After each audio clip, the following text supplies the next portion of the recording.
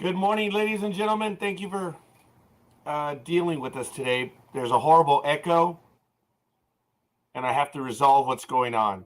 So I ask you to bear with me. So we are live, and the echo is horrible. It is wretched. I had to move from Edge to Chrome.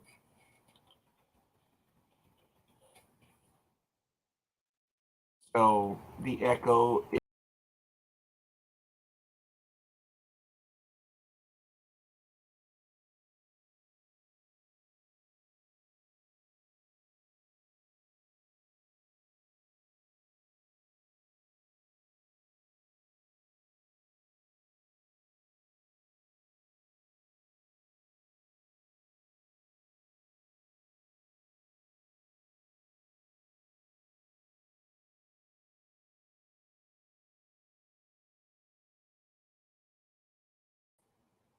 Well, that was awesome, wasn't it?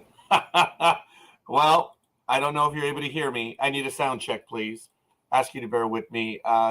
Technical difficulties, embarrassingly enough. It is what it is. I had the intro all set up, and of course, it's not happening. So, thank you, everyone. Uh, it, uh, I don't know what happened. It looks like StreamYard was not working on Microsoft Edge.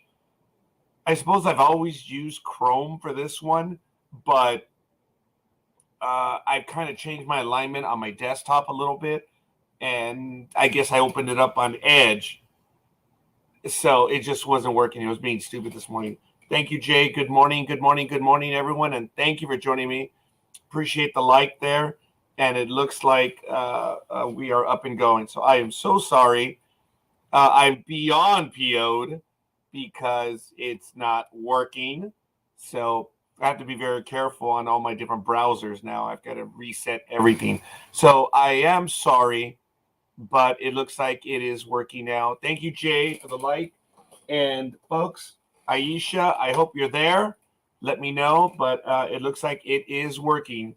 So, bully to me. I had every damn thing open as well. And now, of course, I have to set everything back up. And I am beyond PO'd, but what are you going to do, right, folks? Just what are you going to do? So I'm going to complain because I can. And I'm just going to end up doing that right now. So I'm sorry, ladies and gentlemen, but we are going and blowing this early in the morning. I'm trying to reset everything, so I do apologize. But today is Sports Talk with the Guys, home of the Monday Morning Quarterbacks on Saturday. Hey, look, no one is safe while we troll the digital airwaves, and apparently nor is StreamYard. Join us as we discuss the latest news in the world of sports and review the events of the past week. No fantasy sports here. We're adults. So we keep it real. You need to remember, we kill brain cells. And as such, we are the purveyors of the zombie apocalypse. I mean, it starts up in Los Angeles, doesn't it? Well, it's right here. We are repetitive and redundant. Hell, we have no peers. We are the internet's ongoing traffic wreck. So that's it. You've been warned. It's done. It's over. Hell, we carry more water for sports than even Depends can carry. Hopefully my co-host will be joining me shortly, but I don't know if we're having technical difficulties where they are unable to join me. Pay the electric bill? No way. It's over $2,000 right now. I don't think I'm going to be able to pay the electric bill. It's just abhorrently expensive. So thank you. Looks like we've got another like. I'm not sure from whom. Someone. It's a mess this morning. So it is what it is. So let me see. It is cold this morning, but it's not as cold as it really seems. It is only 41 degrees right now. It's going to get to a high of 58, and it's going to get to an overnight low of 44. So it's going to be warmer tomorrow night, morning, whatever, than it is even now. Humidity is 91%. Yeah, I do feel it. Pressure is 29.96 inches. Visibility is 8 miles. Even though the sun has now begun to rise at 6:15 a.m. Sunset will be at 5:50. The wind is heading to the southwest at 3 miles per hour. Dew points at 38 degrees. Of course, UV index is 0 of 10, and we are in a waxing gibbous. Woohoo! I'm glad I got through that one. today in history, folks. Wow. Let me see. There was some big stuff happening today. There's two major events in history. Mian Bagger becomes the first transgender athlete to play in a pro golf tournament. That was back in 2004. And on this day in 1990, Loyola Marymount University stars senior Howard Hank Gathers sprints down the court during the West Coast Conference tournament game, leaps and catches an alley-oop pass, slams down an emphatic dunk, and after jogging back to midcourt, collapses to the floor. Although he briefly regains consciousness, he is rushed to a hospital where he dies. This is the hardest thing I've ever experienced, Loyola Marymount coach Paul Westhead tells the media. As you know, Hank Gathers was a 6'7", 23-year-old when he led the nation in scoring and rebounding as a junior. He had collapsed on the court during a game earlier in his senior season. He quickly recovered, and doctors were unable to fully ascertain what was wrong with him. Of course, an autopsy would later reveal he suffered from a heart disorder known as hypertrophic cardiomyopathy. And that was a phrase that most of the world did not know and would learn of, and still does know of that. Good morning, Big Dog. How are you doing this morning? I am doing just fine. How are you doing, sir? You look flustered. I could tell in your comments in the PMs that you were flustered just by the way you were typing. Morning, Big Dog. Good morning. Oh, we got it. All right. I have some people have been with me this morning, and I thank everyone. At 6 o'clock, I'm doing this. Oh, I'm on like in James Bond in the first Pierce Brosnan movie where the guy's yelling at the computer, "Back to me!" I swear to God, I was almost doing that. And 10 seconds after 6 a.m., Aisha's like, "Where are you?" Oh, she's asking me, "Are you part of the Fakawi tribe? Because I'd like to know what the fuck are you?" She didn't say that, but I was going through the Fakawi symptoms. And I was told that by a wonderful coworker. His name is Leo, and he has a bit of Indian in him, and it's really cool. And he just came up close to me one day, and he says, "Hey, you part of the Fakawi tribe?" Like, what do you mean, Leo? "Yeah, Fakawi tribe. You know, those of us that are always going around asking, where the fuck are we?" And it was so funny. It was one of those personal jokes that you're told. It doesn't have to be in front of people, but it's just damn funny.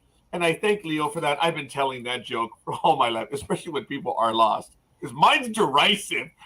His was genuinely funny, right, Big Dog? But I go after people, and I'm like, Fakawi. Good morning, Almighty. You got the blue stuff for me? Yeah. Hey, good morning. How are you doing there, stuff. guys? What blue stuff? Is he sending you little blue pills? What's going on? No, it's crystal. They're crystalline in nature. Old guy, morning, Jay. So how are you two doing? I'm doing just fine. He's flustered. He's always flustered. He's flustered. What's that always? Well, what's that? Oh, you know what? You guys can go. There you go. There. Even better. Good morning, Jay. Good morning, Aisha. Seriously, all kidding aside, they were on the program earlier. They're like, "What the hell, Scorekeeper? You dead?" Because Sports Talk with the Guys is not on. I'm like, I know. It's not that I'm dead. It's that the program is not on. Well, but I tried to launch it, and the studio button wasn't working. Is that what you were having? Apparently, there were issues with Microsoft Edge. Yeah, there were issues this morning, and I thank you, gentlemen, for trying. Seriously, I really do. I'm not kidding about that. I was here early, ready to go. All my windows are open, and it would not start with Edge. And I was I was imitating the guy in James Bond with the satellite when GoldenEye comes into orbit. So you need to see Breaking Bad ASAP. The Turk and the Khan thing? That would have been more appropriate. Say ho? What? Captain Kirk and Khan when he was yelling, Khan! on! You didn't do that. I do that to Big Dog whenever he, comes by. Big Dog! I yell it when he goes by. Actually, it would be in that direction when he goes to Vegas. So I would yell it in there. Okay. So, fair enough. So Aisha accused me of not paying the electric bill, and as I said, I can't. It's $2,000. There's no way I'm going to pay it. So, yes, Big Dog, you were going to say no, because you went on. I was going to say, sorry, when you call my name, Big Dog, you actually have to do it twice because you're on a cul-de-sac. Oh, I think so. Very good. Very good. Good morning, folks. I was really getting stressed out because I'm like, oh, come on, man. I got shit to do today. I was hoping to get this program going real well. So I got a hold of someone. I want to give it to StreamYard. I do. I definitely want to give it to StreamYard.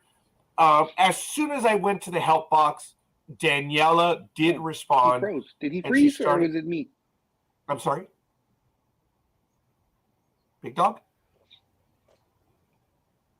Almighty, are you able to hear me? Yeah. I think Big Dog said what he wanted to say, and he just said once is enough. Oh, okay. No, that was. I guess we glitched or something. Yes, I think it was.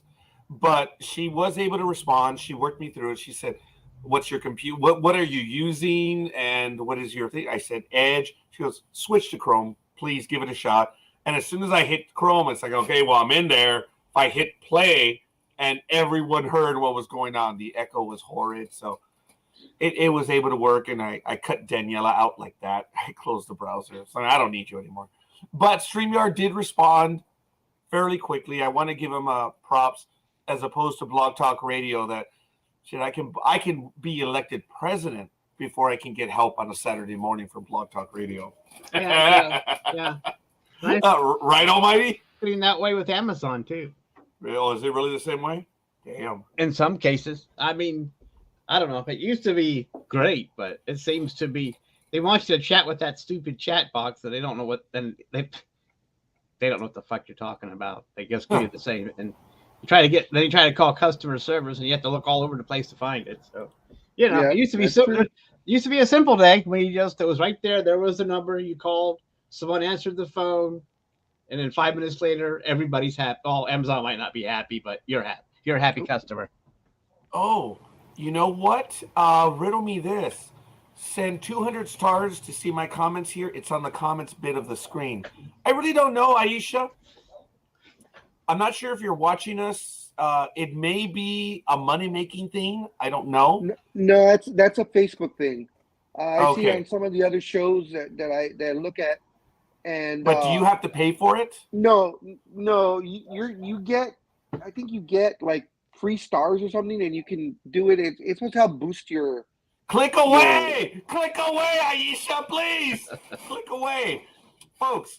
I gotta tell you, we had an absolutely bitchin' interview yesterday from one of the stars of the ARC on the Sci-Fi Network, Ryan Adams. Kid was a lot of fun. I shouldn't say kid. Young man's 24. Aisha was there. It was a blast. We had a chance to talk about the program, his career, how he got into the industry. And we've already seen several of the episodes. He's tentatively going to return for the season finale, which is neat. But next Friday at 11 a.m. on this channel, 11 a.m. Pacific time, his boss is... Oh, what's up, Big Dog? I'm reading your comment. Oh, okay. Thank you. All right. Next Friday at 11 a.m., Ryan's boss will be on. Of course, the creator of the program, The Ark. You also know him as writer, producer of Stargate SG-1, Eight-Legged Freaks, The Patriot, Warehouse 13, the aforementioned The Ark, and, of course, a personal favorite to many people in the sci-fi universe. The 1996 blockbuster, summer blockbuster, Independence Day. The creator, writer, producer is Dean Devlin. He's been on this program with us before some years ago, but he will return on Friday. This is a big deal. He is a lot of fun. Michael Day will tell you that the moment he contacted him, it was like, okay, here my times are available. It was like, wow. And that is absolutely awesome. So, folks, if you want to give the Ark a chance, it's on Sci-Fi, and it's not bad. But knowing that we had a chance to speak to one of the main actors, it was really a lot of fun. So I wanted to get in there. And you can check out all the stuff that we have going on ndbmedia.net. So I just want to get that out of the way. Oh, man, a lot of stuff going on. World Baseball League opens up on Wednesday the 8th. Formula One opens up Bahrain this Sunday. And I'll be going throughout the calendar, throughout the program. Is there anything you guys want to get to right now? Because, again, I'm sorry, everyone. I've got to reopen up my windows, and I've got to get it so I can get my news going. So I know my co-hosts love talking sports. Well, I think they do. Yeah. But I just want to tell Alicia, there's nothing scarier than watching this show on a flat screen. I tried watching this show on a 50-inch, and that was scary as fuck. And I just had to turn it off. It was, yeah, I understand what you're saying.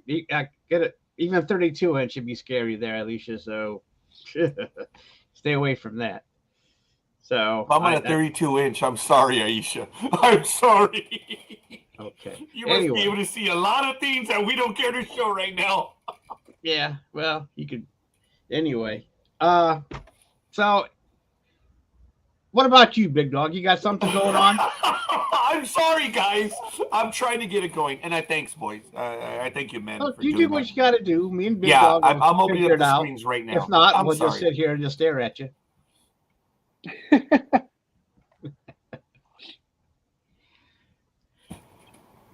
I can stare back. Oh, okay. That was stupid. I have nothing. Can you tell? I have nothing right now. So I'm opening up those screens. I did have one thing that we could talk about real quick, or your thoughts on it afterwards. But there was a big auction, the auction house Golden. Yes. And it was Joe Montana's personal memorabilia that he was auctioning off. He no longer, wanted it. Kind of what Kareem did a couple of years ago, when Kareem auctioned off all of his personal stuff. So the jersey worn by the Hall of Fame quarterback, not once but twice in Super Bowl victories by the Niners, has sold for $1,212,000 with the buyer's premium, obliterating the record paid for a football jersey at an auction. The jersey, which was brokered through Collectibles Marketplace Golden, the previous record was $480,000 paid for the 2021 Tampa Bay Buccaneers Tom Brady's jersey in January of 2022. Montana first wore the now record-breaking jersey in Super Bowl 19, in which the Niners defeated the Dolphins 38-16. And 4 years later, he wore that same jersey in Super Bowl 23, which Montana engineered the game-winning 92-yard drive, famously known as the Drive, to lead the Niners past the Bengals 20-16. The only reason why he wore it twice is when he was getting ready to play in Super Bowl 23, his wife put the jersey in his bag and said, "Hey, you might want to wear this again." So he decided, okay. So the owner now owns a game-worn, two-time worn Super Bowl jersey, although he paid an outrageous amount of money for it. Yeah. But that it was just that's just a crazy amount of money for a jersey. So the jersey said, I'm sorry, go ahead. No, I was just going to comment on that. I don't know if Almighty was. Please continue with that, Big Dog. I was going to say if it was washed in between Super Bowls or was it dirty like Mahomes' practice jersey? I just the guy never washed it. So that was my only comment. But good question. But still, what's that, Big Dog? I said good question. I don't know. I do want to say Roz is in. Good morning, Roz. Good morning, Roz. And I don't know how superstitious Joe Montana was. I mean, not to have it, but I'm sure she washed it before you don't know. I can't say for sure. I guess a guy that buys it when he gets it out of the package will smell it and find out if it was washed or not. Or either pass out or whatever. he may pass out anyway because he'll say, "I paid $1 million for this," but that's the way it goes. Well, folks, if you look at sports history, and I guess this was my comment before the Big Dog goes on, Big Dog mentioned this is the drive. This is one of, in recent memory, for some of us, it was a while ago, but still recent memory. This is one of sports' major moments. I mean, this is a rare one. Now, I'm hoping Big Dog will continue, but I do want to ask if there was any statement from Montana as to why he was finally selling this stuff, because on a big tangent, a leaning tangent, I don't know if you had heard over the years that the Millennium Project, or no, that's something different. The Millennium Building in San Francisco is the famous building that is leaning significantly in San Francisco. And Joe Montana was one of the early buyers to one of the dwellings there, and it cost a significant amount of money. Now, I don't know if Mr. Montana was able to sell and get out, but I don't know if it was sold a lot. I'm wondering, unfortunately, if this put him in a position where he had to sell some of that memorabilia. It's a shame, because if you've ever seen the videos, folks, it's just a little ball on the floor, and it doesn't just like move. The ball moves because of the tilt of the building. And it's crazy. And it's the Millennium Tower in San Francisco. I know Montana was an owner of one of the properties there, but I just wondered if there was a statement regarding Montana about having to sell or just deciding to sell. Not in this particular article. I haven't heard him having any financial problems, so it could just be the same thing that Kareem and Dr. J did the exact same thing also, I think about a year and a half ago, where they feel, I know what I've accomplished. I'm keeping what's precious to me, and everything else, have other people enjoy it. So, just that was Kareem's statement when they asked him why he was selling all of his memorabilia. Understood. Sorry, Big Dog. Folks, I do appreciate the comments. As you know, we did start late because we did have technical difficulties. But again, unlike Blog Talk Radio, StreamYard was responsive and was able to help me resolve the issue lickety split. So there may be other issues on Facebook, but I do want to thank everyone trying to work out the issues. I am sorry that we're having those difficulties, and we're going to try to get through them. So I'm sorry, folks. It's just one of those damn Saturdays that it's just going to happen. But we're live and we are with everyone. So we are not seeing all of the comments, apparently. We can tell. So we're sorry about that. We're going to try to get to them all. So I'm sorry. Big Dog, tell your story, because I keep interrupting your ass. Well, these are the other items that were sold in this auction during this time.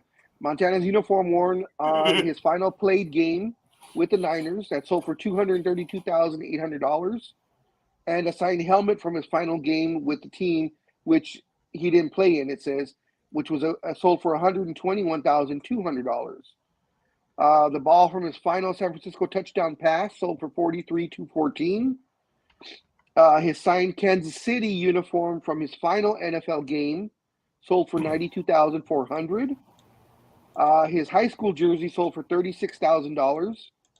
His Pro Football Hall of Fame jacket sold for $36,000, and the bust sold for $14,401. And a twice signed inscribed Super Bowl 23, The Drive is what it's called, and he signed it on the playbook. That sold for $10,200. Says total items sold in the 94 auction lot, including Montana's game used and signed Notre Dame helmet from the Cotton Bowl in 1979. In totality, everything brought in more than $3.7 million. Wow. Impressive. What a haul. Good for him. I don't think it was, and I'm relitigating financial stuff, but I was just wondering if he gave a reason as to why. But he still is a relatively young man, Mr. Montana. Hey, if he's older than me, he's still a young man. So congratulations to him. I was wondering, Big Dog, if someone was smart enough, and Almighty, I think you've seen the commercial. Big Dog and I love the commercial. We even remember it when he and I go out like to a bar and have a drink watching the game, where you're watching the three guys on the couch watching a big football game, and each one of them, he already knows they're Heisman Trophy winners. It may have been four of them, and one of them does, the pose, then the other one does it, and they're all holding a Heisman Trophy ring or whatever. It's interesting. And then Montana is sitting in a recliner, and they're looking at him like, wow, you didn't win the Heisman Trophy. So all of a sudden, he just flashes the 5 rings or the 4 rings that he has. And they're all like, oh, yeah, okay. It's a wonderful commercial. I was wondering, Big Dog, if someone was smart enough that day to get them all to sign a picture of that shoe. I'm pretty sure someone did. Could you imagine, boys, the value of that one? Wow. I think that would be amazing. Almighty, do you have any comments on that right now, sir? No, I don't. I think you guys covered that pretty well. Oh, I'm sorry. It was a funny. It's funny. I mean, Super Bowl rings take, are that's it. That's the highest award you could get in football. Yeah, it was. I just read a different article while you guys were talking. Montana definitely is not broke. Montana has a net worth as of January 2023 of between $120 to $150 million. And folks, I hope it wasn't me questioning whether it was broke or not, but it's I do know it's a valid question. That right now the Millennium issue is a big deal in San Francisco. But as Aisha had a comment earlier, which was really funny, I'm not prepared to argue this, Aisha. The whole Frisco leans, doesn't it? The damn place is on hills. Well, you can certainly get vertigo if you're there, but we'll see. Hopefully, we'll have Mr. Vertigo himself, Speedy, joining us shortly. I thought he said he wasn't going to be able to make it. That's right, because you pay attention. I do. Oh, I was trying to check real quick if he was selling it off for charity, and I couldn't even find that either in the article I read. So I don't know what he's doing with that money if he doesn't really need it. So, like I said, sorry, Big Dog. This is a major moment. You are on a 32-inch TV, Almighty. She wants to see what you're wearing, lad. Oh, maybe. It's just Did you hear that laugh? That laugh was funny.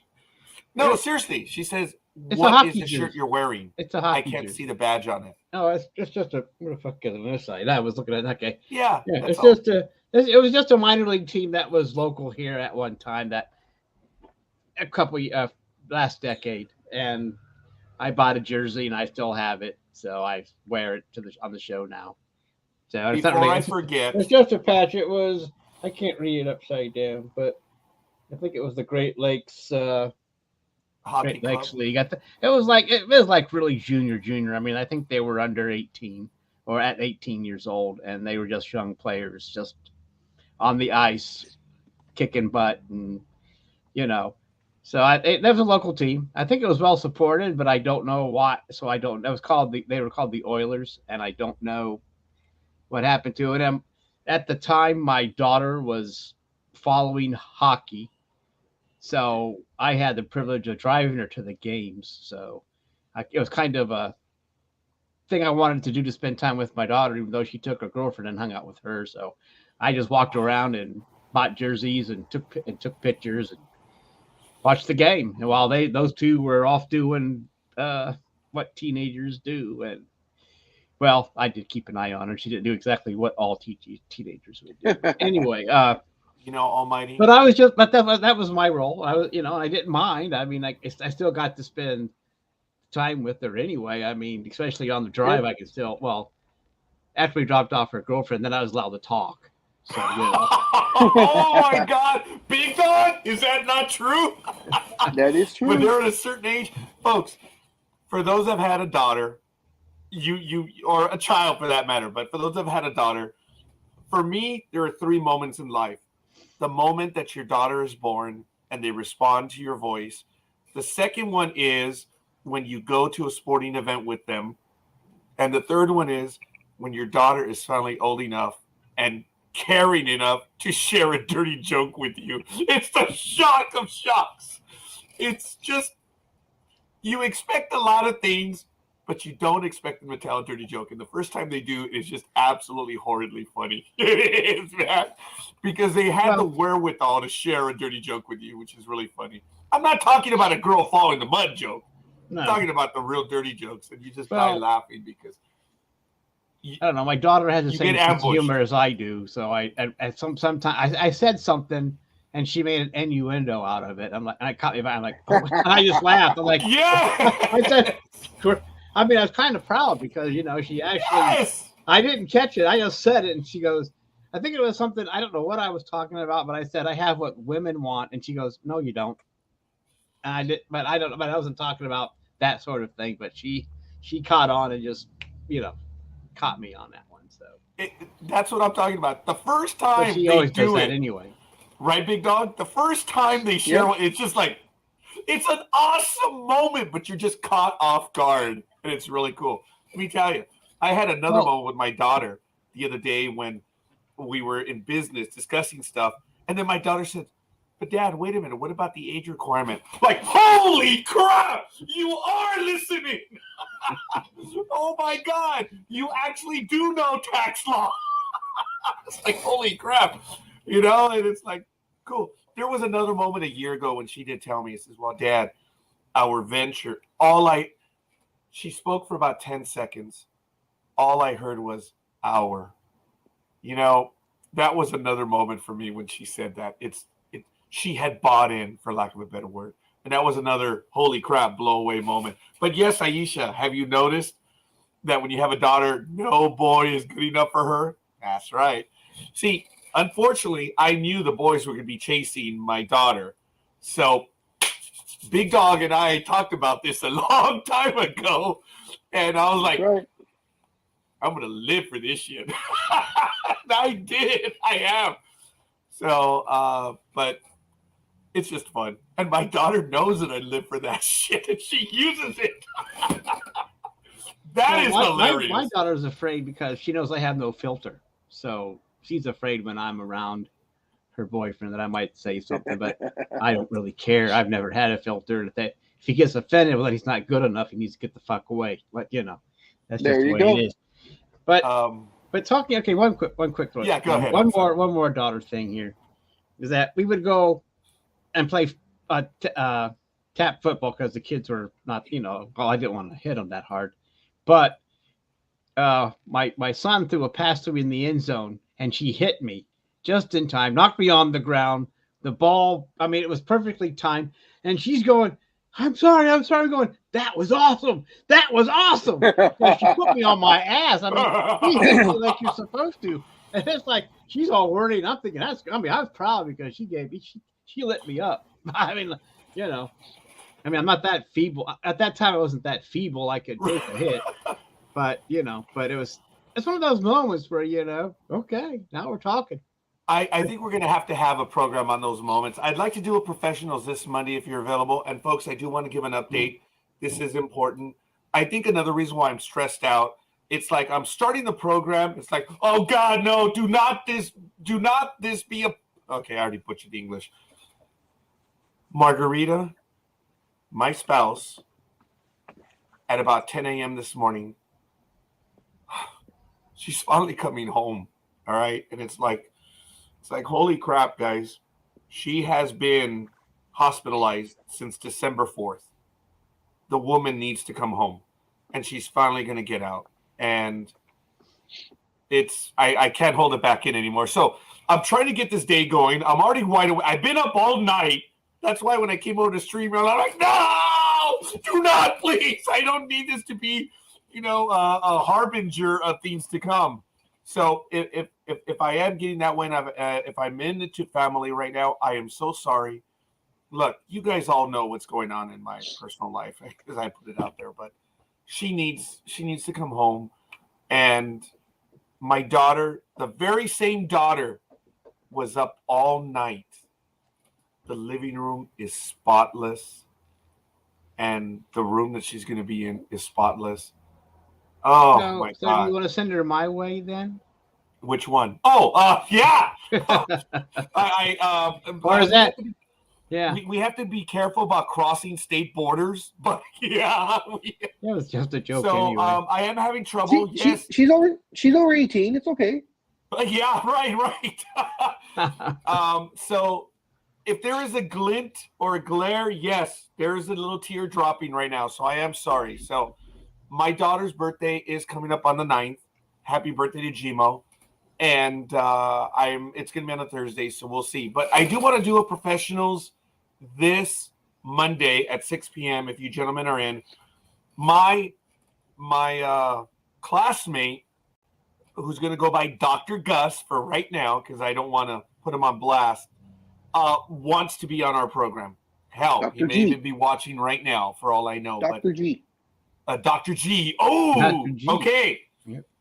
That's good. You guys are giving it some thought, so I appreciate that. So, Well, since his first name was Gustavo, I was going with Breaking Bad Gustavo yeah, Fring. That's what I was trying. Dr. That's what I was Fring, trying. That was funny. But when Dreem said Dr. Gusto, like whatever, that was awesome. Or just Dr. G, I thought, okay, that's the name right there. You guys always said that Dreem was good with the nicknames. Yeah, I do want to tell you that I had a chance to speak to Dreem yesterday. He misses being with us, but he is busy. There's a lot going on with him, but in a good way. And okay.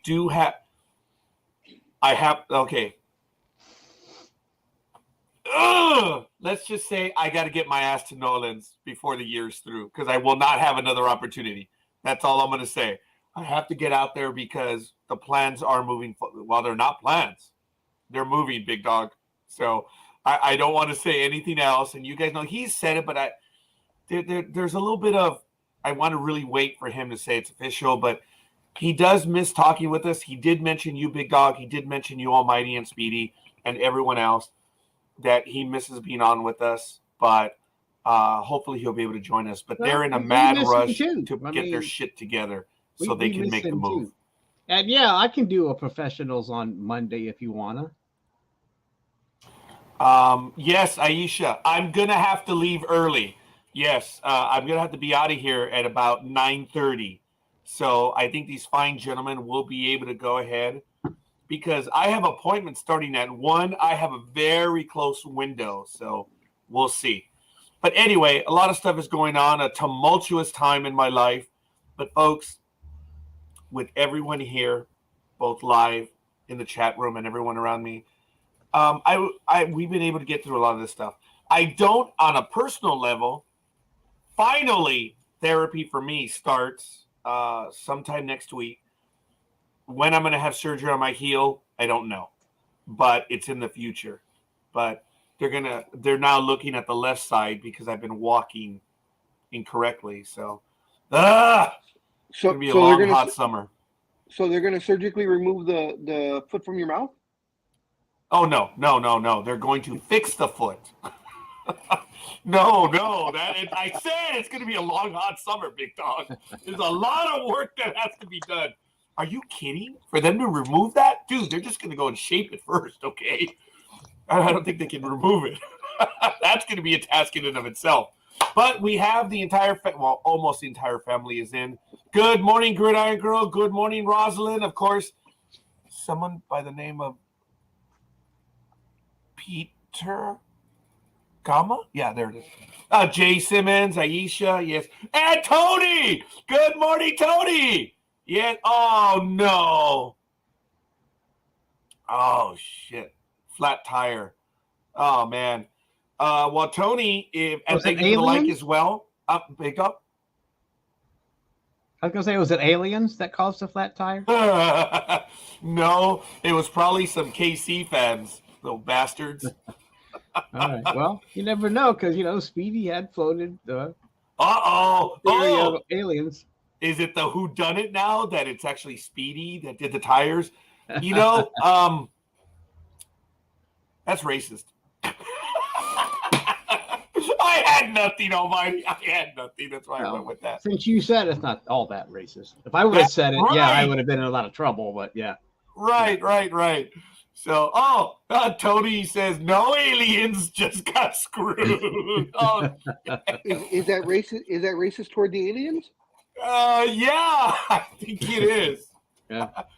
Folks, we're having a wonderful Did morning. you get that anal probe then? Is that what you're saying? I wouldn't say anything, but folks, good morning. Just very quickly, in Telstra Premiership Round 1, already we have some screw in tire. Yeah, we got that, Tony. Okay. So, you said you were screwed by aliens. So, dude, that's there forever. I'm going to do a screenshot of that.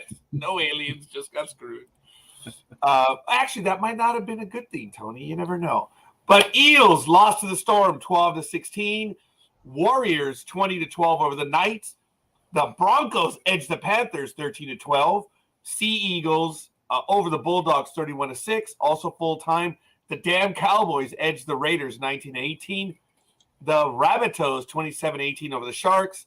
And later on today at 9:05 p.m. Pacific time, and then at 11:15 p.m., Dolphins visit the Roosters, and the Wests Tigers visit the Titans. So that's a quick look at National Rugby League. Folks, IndyCar starts up on April 2nd. March 5th. Firestone Grand Prix of St. Petersburg. It's at 12 p.m. Eastern time. It's going to be on NBC. And that one is on March 5th. So that one is upcoming. Camping World, the Amali Motor NHR Gator Nationals. Camping World Drag Racing Series, March 9th to the 12th. And no, Jay, I do not know. No aliens were harmed on the making of the show. I am not prepared to acknowledge that. Oh, okay. That one is at the Gator Nationals, March 9th to 12th at Gainesville, Florida. Hashtag Gator Nats. As I mentioned, Formula One, they are 3 minutes and 30 seconds mark from qualifying in Bahrain. A gator has nads? 2023. What was that, Big Dog? I said a gator has nads? Yes. That's the hashtag, brother. That is the hashtag. And in NASCAR, folks, it looks like Chase Elliott is out for Vegas. He will not race at Sunday's Cup Race Series in Las Vegas, which is at 3:30 p.m. Eastern time on Fox. So there's our update in racing and in auto, and we'll have more updates as we go. Good morning, DD. Is Double D here? I didn't see a comment from Double D. Maybe she is. But question, maybe real it's quick. just Not Big Dog, go. question, but did you want to have a little something to say since the racetrack in Ontario or Fontucky, the race that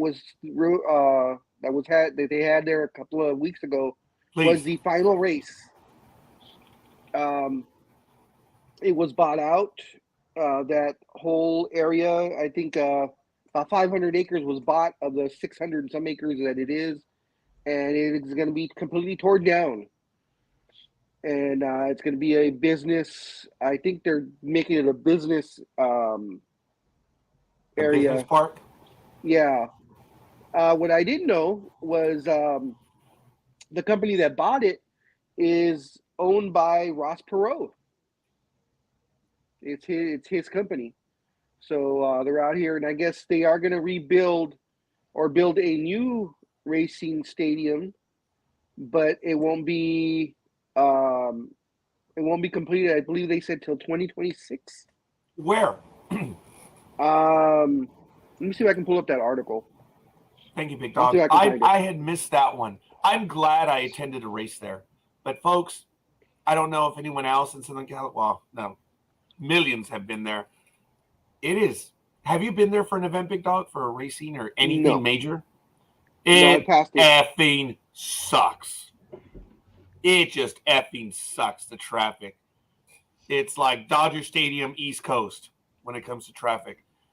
And I want to give a quick shout out. It is Double D. Way to go, Jay. You saw that she was in here. So good morning, Double D. Thanks for joining us. We already have another like from Darla. Thank you. Oh, no, wait. Thank you.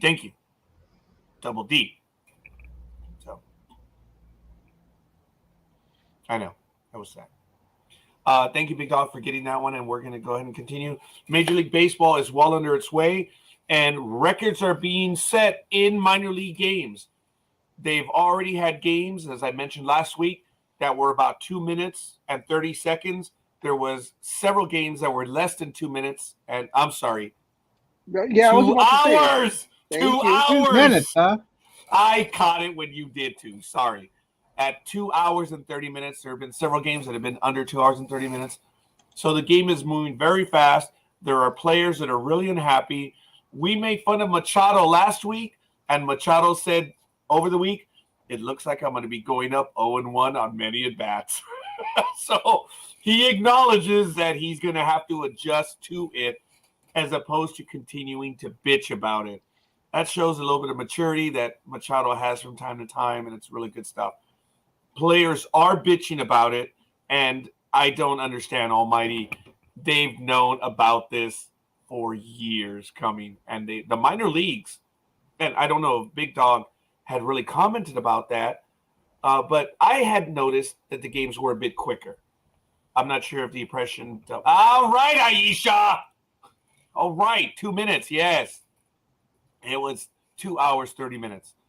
So the idea, even if our games were still 3 hours, it'd be quicker than cricket. Oh yeah. Why are they upset? Because they're being nailed. Figuratively, during the game, if a pitcher takes too long, an instant ball is called.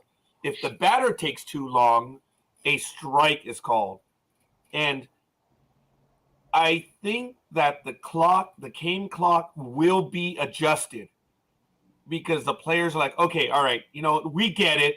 We understand pace of play, but it looks like they're going to be adjusting because right now you have 8 seconds to get into your batting square once the pitcher toes the rubber. And batters are a little unused to that. So if they're not ready to go in 8 seconds, a ball is being called or a strike. So some batters were caught off guard, but the ones that I was kind of whining about are the pitchers that are bitching. It's like, dude, you already control the game.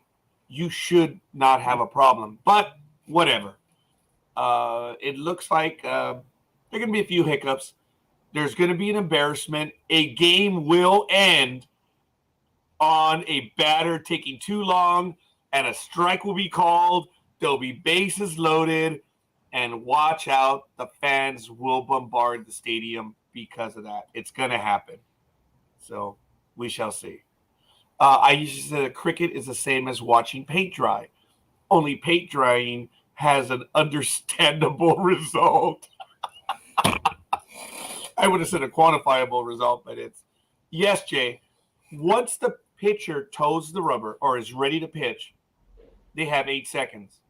And it's like the rule is that the moment the batter looks up, he has to be ready for a pitch. So their batters have been caught off guard already. So they're going to work through it. Go ahead, Almighty. Well, concerning the batter, wasn't it the batter, as long as he was in the box, he was ready to take a pitch, no matter what he was doing? Right. I mean, now the thing was, because I know that last week we talked about the human rain delay.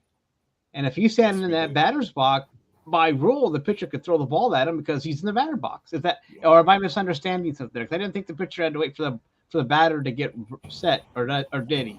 The human rain delay was a unique thing because if you request time from the umpire and the umpire grants it to you, all bets are off. Yeah, but getting time out each time for each.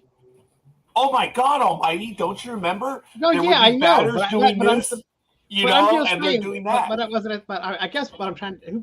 Okay, that's fine. Yeah, you're right. But get that many timeouts in a game—that's incredible, and that really slowed the game down too. But I'm just saying, isn't it true that if the batter, as long as he's in that box, he's ready for a pitch, the pitcher can throw the ball? Yeah, unless you step out, you take a foot out. It's understood. Well, yeah, but I'm just saying, as long as that batter's in that box, that pitcher can throw it at any time, and he doesn't have to. Could. You're right. Unless you're like trying to dig the hole and stuff, and you're telling the ump, the batter does or used to have that control where, you know, Not hey, anymore. like, calm down, I'm digging my place. And the umps almost always gave it to the batter. Okay. But those Yeah, you're right. batters, those batters are not the dicks because they're, you know, they're getting their foothold in there, and then they're usually ready to go in a 2-3 seconds. The human rain delay, well, the human rain delay was the human rain delay. In a different era. Yeah. and you're right, Rod. I was thinking the same thing real quick here. Sorry. All it's going to take is Game 7 in a World Series where a clock violation brings in the winning run or strikes out the last batter with bases loaded or something. And the fans are just because they go, what? We were just robbed. Because especially if you're watching a great pitcher's duel and the game is tied and all of a sudden, clock violation and the run comes in, the game's over. It's like, oh, how anti-dramatic was that? So anyway, did you have something to say, Big Dog? I didn't mean to interrupt you. For the pitchers, they have either 14 or 18 seconds, correct? Yeah, actually, it is a little bit different. It's wacko, dude. But go ahead, Big Dog. Yeah. Now, does the pitch count stop once they start their motion, or does the pitch have to actually be delivered within those 14 seconds? Oh, that's very good, Big Dog. It's the pitch has to be delivered. That's the interesting thing. It is delivered? Okay. Yeah, because, if I do remember the rule correctly, and I'll look it up, folks. But I understand the pitch has to be delivered.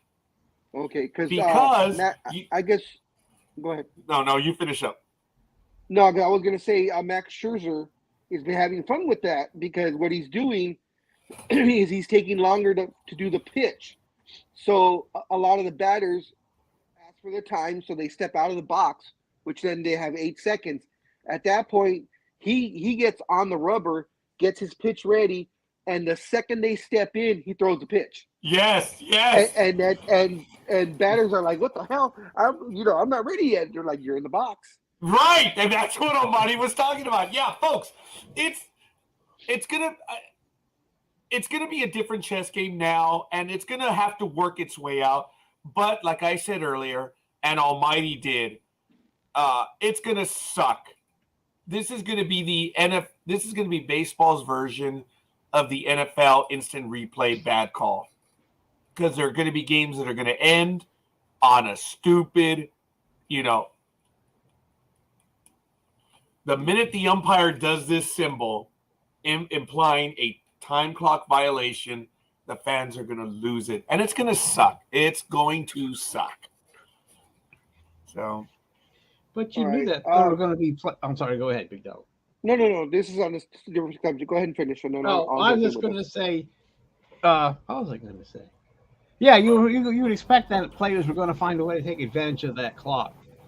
And just wait until they bring up the lasers for the pitchers for the pitching on the plate there, and pitchers are going to find a way to manipulate those the whatever you want to call it, the lasers. So I mean, I'm just saying. Plus, I don't like the laser thing. I think because I like the idea of the umpire having their own style. That way, pitchers do. But now that's going to kind of. Real quick, it's going to kind of make the game a little bit more sterile if you have to go by this. Just stand there and just make sure, and let the computer call the pitches. That's kind of, I don't know. No, Jay. No engineer. No. Yeah, but they, as a quick aside to that, batters have said that it is a little distracting trying to get, paying attention to that clock and looking at it, which is just out of the corner of your eye. So they're all getting used to it. I'm glad it's happening now. But there's going to be a clusterfuck. There's no doubt about it. Thank you, Gridiron Girl. How about the shift? Has that changed this season? Yes, it has. The rule is very simple. You have to have 2 infielders inside the ground, or I guess inside the grass area, away from the outfield, and there have to be 2 infielders on each side. Now, the rule is this. You have to have 2 infielders on the side of second base before the pitch. So, they're talking about doing in motion plays already. It's like, oh, come on, man. So in effect, you're gonna have the shortstop knowing the motion of the pitcher, and when he gets to a certain point, the infielder's going to start running. I can't believe they're talking about that. So they're looking already to get around those rules, and we'll see. It's going to have to be worked out. But hey, it is what it is. Aisha says that running back Tony Pollard is a free agent, and the Dallas Cowboys have reportedly made a decision regarding his future with the franchise. The Cowboys are prepared to use the franchise tag on Pollard if the two sides cannot reach a long-term deal by Tuesday, according to NFL Media's Ian Rappaport.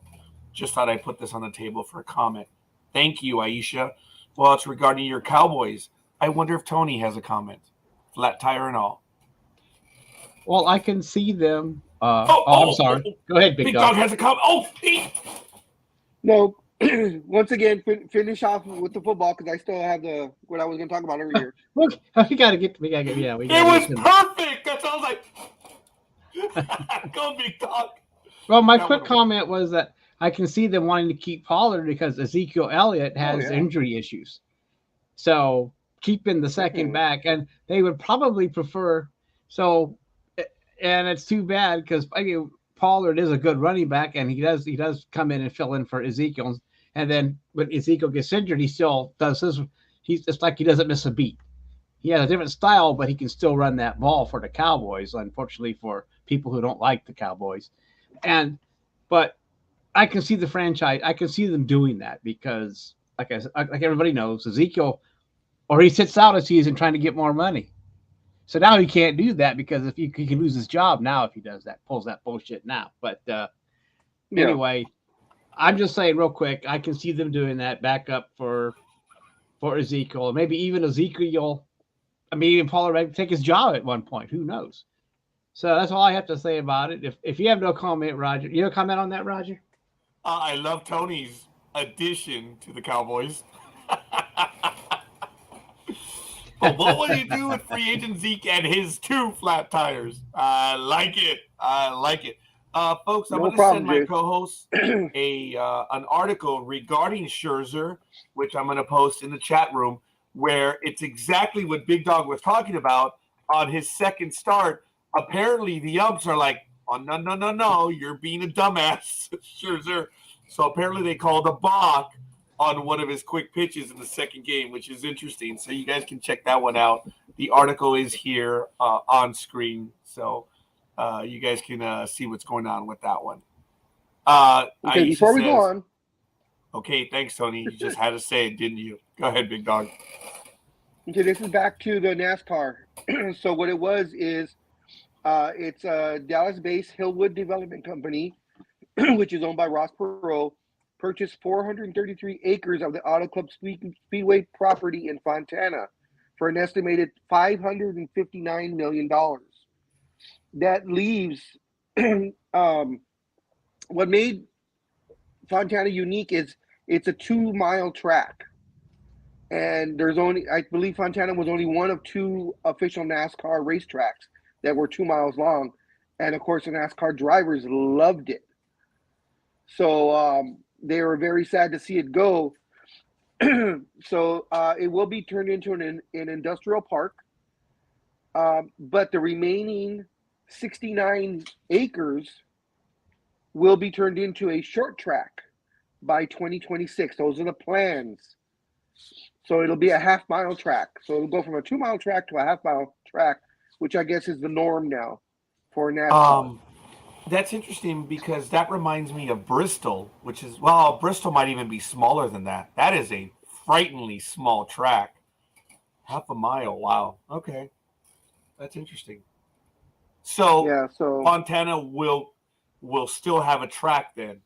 Huh. That is the proposed plans, but they have not yet been finalized. So it is kind of, it's going to happen, but we're not sure type of thing. There's no agreement with NASCAR, of course, I imagine. Oh, it's well, no, NASCAR owns that property. So it was NASCAR that sold it to Ross Perot's industrial company. So right, and NASCAR, thank you, Big Dog. NASCAR, yeah, NASCAR is retaining the 89 acres, not 69. I'm sorry. It says NASCAR retaining 89 acres for a half-mile track, and this is according to the Times, LA Times, Okay, on folks. February 24th. All right, folks. This is a moment. Look. This is Sports Talk with the Guys, home of the Monday Morning Quarterbacks on Saturday. I just have to make it clear. The difference between 89 acres and 69 is that one is a joke and the other one's a waste of time. Please proceed. Wah, wah, wah. Fuck off. Anyway, this is Sports Talk with the Guys, home of the Monday Morning Quarterbacks on Saturday. It is 7:15 a.m., but we are just now entering the second hour here on Sports Talk with the Guys. I do want to let my co-hosts know that I will have to be leaving early. I'm going to have to be out of here at 9:30 because it takes me 15 minutes to walk to the car because I got to use my cane to get over there because I'm still having issues.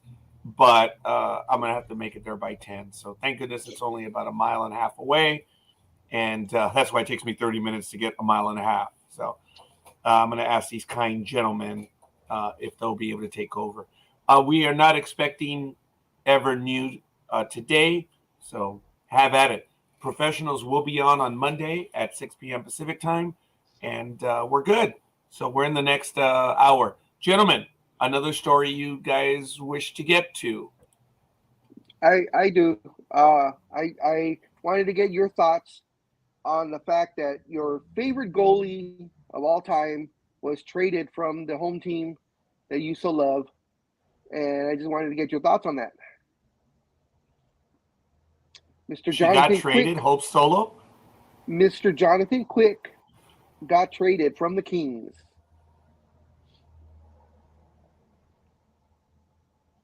I guess they're getting rid of the season already. Quick has actually been a damn good goalie for them, but he is getting a bit long in the tooth. I am disappointed they got rid of him, but he wasn't one of my favorite players. But thank you, Big Dog. I thank you Who for did they that. trade him to, Big Dog? I'll pull that up right now. Pittsburgh. No, the Quebec Nordiques. He was traded to the Columbus Blue Jackets. I was close. That's why I said Pittsburgh. Yeah, I thought that seemed familiar. I think I did see that, and I'm thinking, yeah. So I mean, Yeah, they're so far out of it. What are they? It's like, so what? I mean, it's like he was. it's not like they can climb back into anything. He was traded for a conditional first-round pick in 2023 and a third-round pick in 2024. Okay, so they're looking two years down the road. Okay, but yeah. But anyway, I guess that's interesting that those two teams made a trade like that. All kidding aside, it's obvious the Kings did let go of the season on that move alone. Look, well, no, because they're tied for first place. Yeah, but he's your veteran, veteran guy, man. So yeah, he's a 3-time All-Star and the club's #1 net guy. So yeah, I just don't understand that. So there must be something.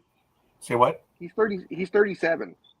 Yes, and in hockey terms, that is old. It is, but that's why. He had it's salary. It was a salary move. He had a $5.8 million salary cap hit. Yeah, but it's March. I mean, but again, I do not pretend to know hockey all that much. I was disappointed by the trade. He is one of their better players over the years. So I know he's 37, but yeah, I was disappointed by that one. I'm not emotional, but just disappointed. And Aisha says that I've sunk to a new low. Every day, Aisha. Every day. Yes, Big Dog. He was traded also for those picks. It was also for a defensive man and a goaltender, Jonas Corpusalo, who only carries a $1.3 million salary. But yes, that is. But the Kings did build up their defense on that one. You think about it, They got rid of a goalie, they got a defenseman. So and it's not unlike the Kings under Robitaille when they would consistently pull one of their defensemen to go on the attack. Because in hockey, and I think Almighty will be able to correct me on this, usually you keep two defensemen when you're on attack. Well, when they brought Wayne Gretzky in and under Lost your voice. Not Robitaille. Oh yeah, There you go. I'm Now sorry. you're back. you're back now. Okay. Yep. Not under Luc Robitaille. They had him as a winger, but the guy that does the ESPN commenting for hockey, who's really good. He was the head coach for the Kings. So I know the big dog knows who it is. And Oh, he'll yeah, help I me know out. who you're talking about. Yeah. The ponytail. Yes. The strategy for him was that he would pull one of the defensemen to go on the attack. And while the Kings would get burned from time to time, but they were a high-scoring, prolific team. So anytime you have good defense, I guess it'll be better for the Kings. So, oh, wow. But Ross Perot, Ross Perot, going back to what the big dog said, has numerous companies. It's just ridiculous, and they've all survived. And one of the companies that he has is right here in Pasadena called Ross Perot Systems. They also have a credit union here in Southern California, and they have still a lot of stuff. Everyone was pissed off when he was running for president in 1992 because he reported his earnings and he earned $1 billion and it was tax-free. And people lost their shit. I was like, well, you know why he was tax-free, right? Because he invested in state obligations, which anyone can do. Just goes to show you. Some people do it and they're damn good at it. And whenever Mr. Perot did not earn $1 billion, there were always cuts in the companies. But there's nothing wrong with finding and using loopholes. There it is. And Dreem and I were talking about that because I said, Dreem, every now and then, Almighty will bring out his arrow, and he has his loophole, which I love so much. Ross Perot did pass away on July 9th, 2019, at age 89 in Dallas, Texas. He did. I thought he was old. I thought he was older than that when he died. I thought he was 89 when he ran for office, but that's neither here nor there. That's about what I was thinking too. Well, wasn't he entertaining as shit? Wasn't he the last independent to actually the last three-man presidential run? Because after that, they changed the rules of how an independent could enter the run for president. That's why there's only two anymore. You can't have a third one without having so many percentage points, and I don't know how it works. They changed it, so it's hard to have that independent guy run. Wasn't he the last one? Yeah. Well, we've had independents, but that was the one that made the biggest splash. Well, I'm talking about one that actually did debates. Because he did debates with Bush and Clinton, right? And yeah, and they were afraid that he's going to take votes away from Bush, I believe. And then he did. There's no doubt. Yeah, but I'm just saying, wasn't he the last one to be able to do a three-man debate with the other two candidates? Yes, which was so late in the campaign. Yes, and Ross Perot. After that, they changed all the rules, so it's harder for a third man or woman to get involved.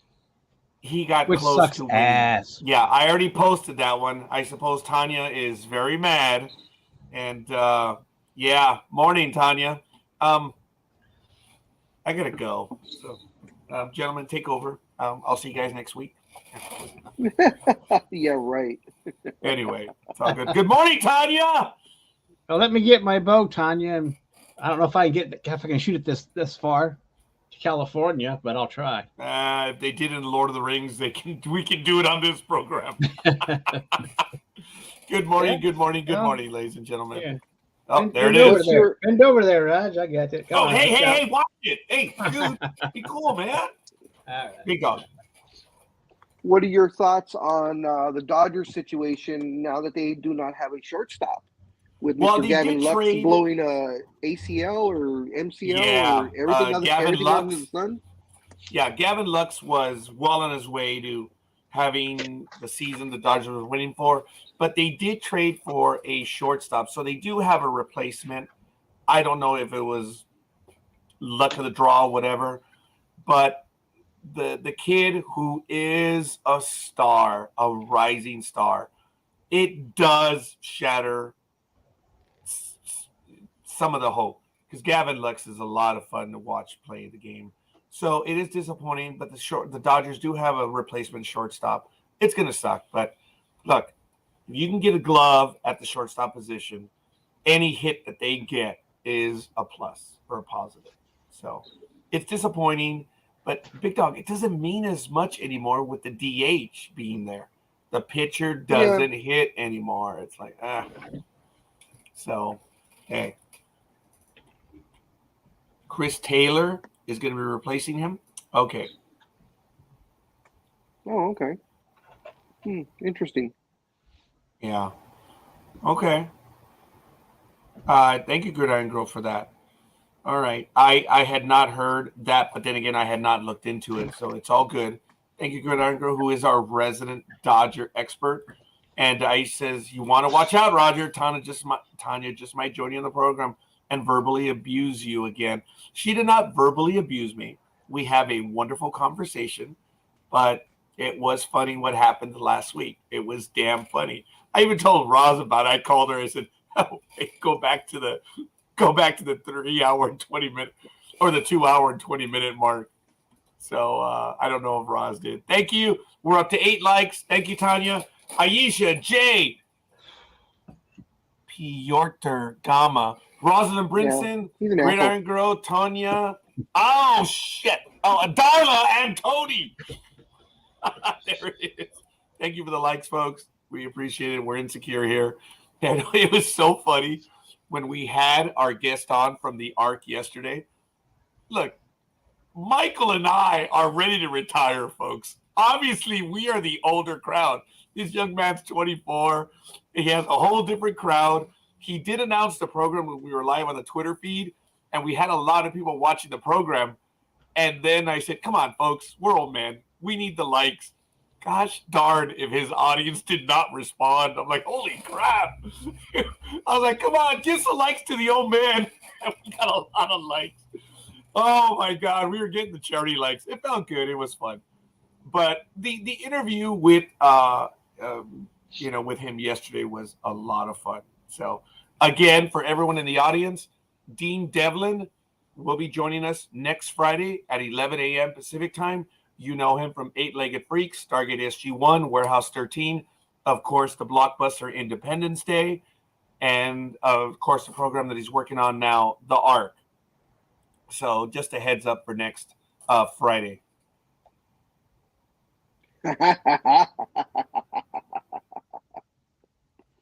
You know why?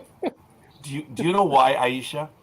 Because when I was with another group of people on programs that we used to do in the evening, I used to get the likes just by asking for it. They would click on all their profiles to get the likes. I think of it as a form of cheating. I don't like it because I just don't do it. And I always had more likes whenever I was live. It was funny. And they eventually bested me by 1 like on the total like counts, but they all use their personal profiles. I think it's cheating. So, but that's all right. You never know. The idiot might do it eventually. But I think it is what it is. But I think, was it last week, boys, where we had like 12 or 13 likes on the Saturday sports program? Something like that. Yeah, we did have a lot. But I think I did did I do the Roger D. Noriega likes? So, I don't know. Maybe I'll do that. But we're good. I can't wait for baseball. Baseball does open up on March 30th on a Thursday. It is March 30th. And this is going to be rare for Major League Baseball where every team. You okay? What, Jay? Minus a like. Mm-hmm. Anyway, thank you, Jay, for that. This is the first time in a very, very long time that every team will play on opening day. For some reason, Major League Baseball over the last 20 some odd years, I remember the 80s, Major League Baseball switched to their spring opening day schedule, where a lot of teams opened up on the road in parts where they had better weather. In other words, Boston did not open up. New York did not open up. They always opened it up visiting another team. That was their spring schedule, which stuck into about the 90s. And then Major League Baseball opened its staggered opening day weekend, where some teams would open up. Well, one team would open up on Sunday night. About 12 teams would open up on Monday, and another 13, 14 would open up on Tuesday, and then everyone would generally play on Wednesday. While they've scrapped that. Isn't it the Reds or the Cardinals that open? They're like the first game because they're the oldest. Tradition that the Reds are the oldest continuously operating team. They were given the privilege of always being first. I had no problem with that. It was really cool. But then Sunday Night Baseball effed it up. So they would just start off, and then you had the international games, which again effed it up. So the Reds not opening first has been for some time. But they had the staggered openings. This Thursday will be the first time in maybe 20, maybe 25 years that Major League Baseball has every team open on opening day or playing a game on opening day, which is really cool. And I'm looking forward to it because it's the only day that I take off in March. So it should be exciting. I will be watching baseball all day. If anyone wants to come over and visit, you're more than welcome right here. Jay's like, yeah, last time you said that, you little shit, you went to your sister's house. Which I was so happy that Jay did still come to visit us. For what day is it? Thursday, March 30th. We'll be right here. I have a numerous TV. Well, there's one of the TVs right there. There's one back there, and then I have the other one over here. And we just watch baseball all day. I will have food and stuff here. What about Applebee's maybe or B-Dubs? That's on a Thursday. Oh. Yeah. Yeah. We could have Jay go. I'll definitely go. Are you definitely gonna go? I'll definitely go. Okay. Thursday, I'll definitely go. I'll have to tell my barkeep that she better be in that day. So, yeah. But I don't know what game will be on. I'm pretty sure they'll have. Oh, that's a cool comment, Tanya. I appreciate that. What do you think about opening day being, the teams that were in the World Series? Right away rematch. I hadn't given that some thought. I would be open to it. I think that's kind of cool. That is neat. It should be. Jay says it was a suggestion, Scorekeeper. What about March Madness coming up too? Wait a minute. Are you looking for an excuse. Are you looking for a reason to get together? Oh, shit, big dog. Excuse. Yeah, I mean, do we really need one? Let's go to Vegas and we'll do the whole thing again. Except it'll be sports talk with the guys. Big dog, I did contact the Las Vegas casinos. I took the initiative, but ever since my ankle and heel went out of me, I was like, damn it. I'm really stuck on some stuff. I'm not going back to Alaska in April. Obviously, I can't. So I really don't know physically what this entails. Folks, I walk for 10 minutes. I'll move you around Vegas. Oh, it's time to go to the scooter store, Raj. I'll wheel them around. Well, hey, folks, I don't know if you've noticed, but I don't get up during this program. I used to get up 2-3 times in the program. I don't even do that anymore. After about 7 to 10 minutes, all right. You know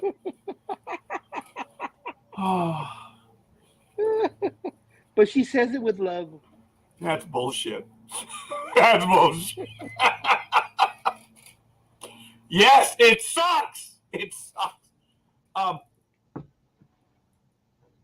am not overtly depressed about this because I know it is something that's healing and it's taking time. But the problem is, when I hurt myself the first time, I was supposed to not walk for 6 weeks. Come on, man. Where? How? So I ended up doing worse. I did fall several times throughout the year, and now I'm paying the price for it. So, so be it. You have to get you one of those little necklaces where you punch the button, where so that they know you've fallen and they can help you get back up. Do we need to get you Those one? medical or things that you push and medical say help thingies. by falling down and I can't get up. Sorry, girls. I'm not trying to show off right now, but the only thing I'm wearing is my Lord of the Rings ring. So I can disappear. Thank you. Sorry. Didn't mean to open up the shirt there. We just lost the female audience. Sorry. All right. And some men. I'm sorry? And some men. I wouldn't know. So. Oh, my God. That's a joke I cannot tell on air. It was damn funny.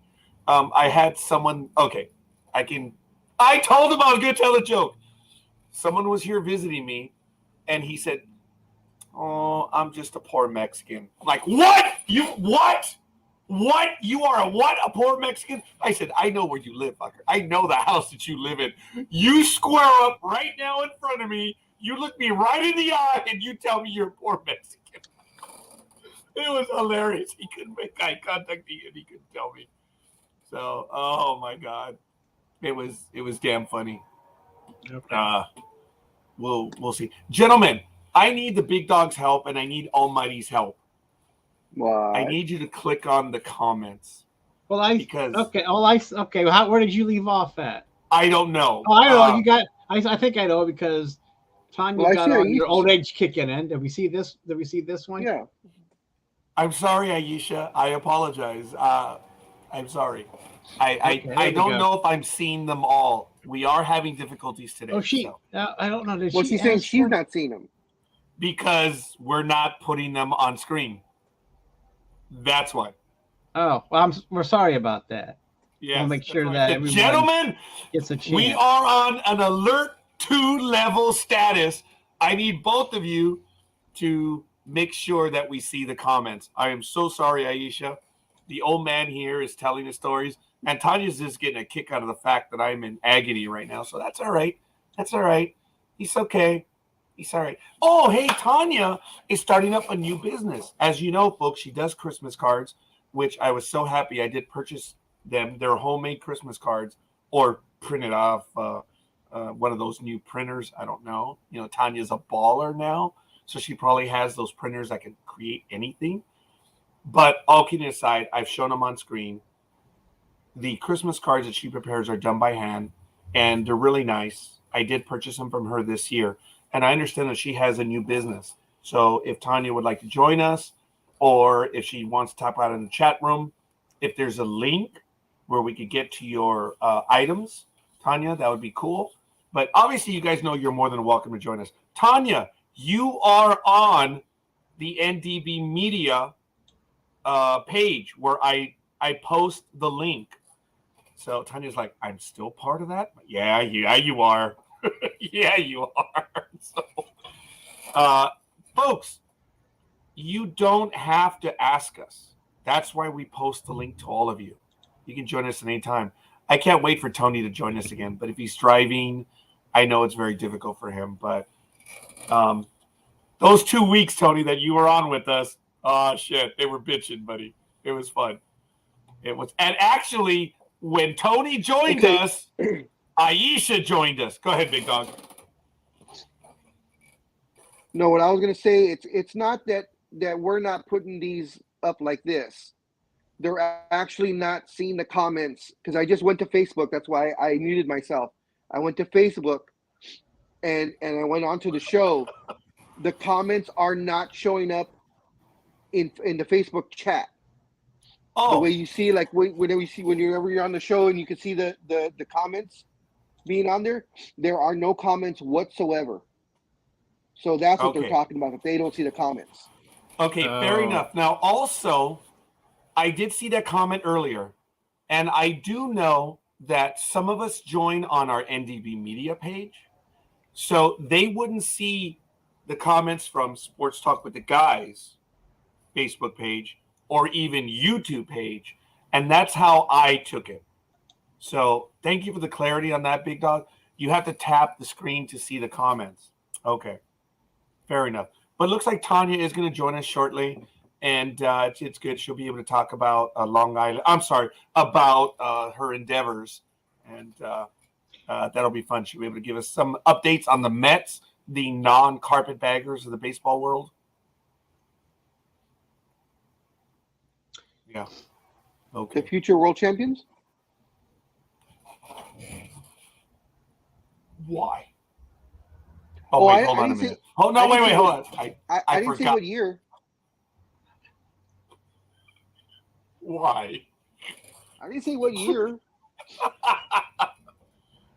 Whoa! I've ordered a set of headphones and mics, so be careful for what you wish for. There you go. Aisha, the day that you joined us, I believe Tony was on with us as well, and I think Jay was on that episode. Folks, are you kidding? You're always welcome to join us. It's not a special invite. It's open. We love spending time with you because this is what we do. We're talking sports. And think of all of our experiences. This is bitching, man, when we have a chance to argue it out, as I say. And some people get offended by the word. I'm like, no. I'm using a legal phrase. You're making your argument. It's not that we're arguing. We're having a conversation. So we're going to have a British invasion pretty soon, huh? Aye, lad. Yeah, you had a Brady Bunch moment. We're close. We actually, on the other programs that we were doing, we had 8 people at one time, which was neat. So it's really good. And Gridiron Girl is like, you need to join this, woman. Oh, wait a minute. Gridiron Girl will be over today visiting. So we shall see. Is it today, Gridiron Girl? Wow. She might be my first for the day. Yep. She's here at 1 p.m. today. Cool. Looking forward to it. So Anyway, we'll have a sports talk with the guy special edition at 1 o'clock? probably not. Actually, we probably could. We could. We'll see. Ugh. Oh, we are simply stating our opinion forcefully. Okay. All right. So, I don't know, gentlemen, if we've had an update from a post that I put up. I think it was either Thursday or Friday that it happened last year where a player was charged officially in the accident that he was involved in. I know I had. Have you, gentlemen? I know. I'm just. The college player? Yeah. He wasn't in the accident. He was there. He was racing the other vehicle that crashed, but he was not in the accident. But thank you. He would. But he was. They were investigating it while he's at the Columbine, like after his teammate got killed, and the recruiting staff member got killed because they were drag racing. And I don't know the details of the wreck. I would assume that he lost control and wrecked. And the player did take off and didn't come back until 2 hours later to tell the police officers what happened. So right now they have pressed charges against him for drag racing and reckless operation and stuff. So he's supposed to be turning himself in shortly. That's what he said. He's at the Columbine. No, not after Columbine. after Indianapolis, he will be turning himself in and give a statement. So I forget his name. He's a wide receiver. He's supposed to be like one of the top 5 picks from Georgia. And I think I don't have that article up. Gosh darn it. I should have had that, put that up there. But I think his last name is Stout or something like that. I can't remember his first name. But he's supposed to be a top pick and like a top 5er. So I don't know, but he seems to think that once he tells his side, all charges will be dropped and he'll move on. So it's hard to say if this will hurt his draft position and cost him money yet. It depends on how other teams look at this event. But like I said, as far as I can tell, the other car just lost control and crashed. I think alcohol was involved in that car. I cannot say for certain, but maybe the other player took off because maybe he had a little bit to drink too, and he No. didn't want to talk to the police with the high alcohol content. So I can't say, but that does enter your mind because why would you take off after your friends just got in an accident and are probably dead? So why would you do that? Because you think you'd run out of your car, no matter how fucked up you were, and try to help them. I mean, screwed up. So I don't know, but I'm trying to remember his name. But yeah, that did come out this week, and that happened, and did happen last month, I believe. Not, I mean, toward the end of the month, but like it was the beginning of February. But because they were celebrating their win, their second championship, and they were outrun. But anyway, that's the gist of that story. I'll look up, but anyway, I'll shut up, and you guys can have any comments on that if you would. Yeah, I thought the article that I read saying that he might be charged with involuntary manslaughter because he was racing, so he was part of the reason why they crashed. In other words, if he wasn't racing them, they would have had no reason to be speeding at that rate of speed. So I know he went to turn himself in. They bailed. He got bailed out. I think it was a $4,500 bond, and then he went back to the combine, and then hasn't really said much since. But I guess he's turned himself in after the combine's over. Okay, I didn't. Maybe I read that too afterwards, but so but he still thinks he is going to be exonerated and nothing will happen. Good luck with that, pal. Yeah. In the United States, people take a dim view on that, folks. Look, doing that, it's just, well, there's the article. Police report says driver was speeding and crashed that killed University of Georgia football player and staffer. Yeah, as Aisha says, not a clever idea to leave the scene of an accident. The cops really don't like it. Folks, drag racing obviously is illegal everywhere.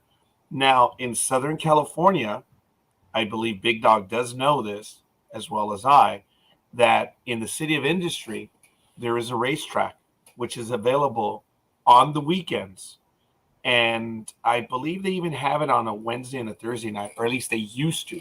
I don't know if they still do, but in the city of Industry, you can go there and you can drag race legally with your car. It's open to do so. And kids, adults, they compete there. But it's relatively secure, relatively safe. So I believe that's why most people don't choose to go there. And there is a high of drag racing on a city street in the middle of the night. I've done it. I fully admit it. When I was stupid, which was just the other day. But I have not been drag racing in 30 years. But, you get to a signal light. You have a fast car. Guy comes up next to you. He has a fast car. You depress the pedal. Boom. He acknowledges it. Hey, signal goes green. You guys take off. That's the extent of it. Usually it's just a block or two. Kids nowadays don't understand the same thing. And that's why there's just more accidents now. Was I wrong? Yeah, of course I was wrong. But I get it. I get why people do it. It's not right.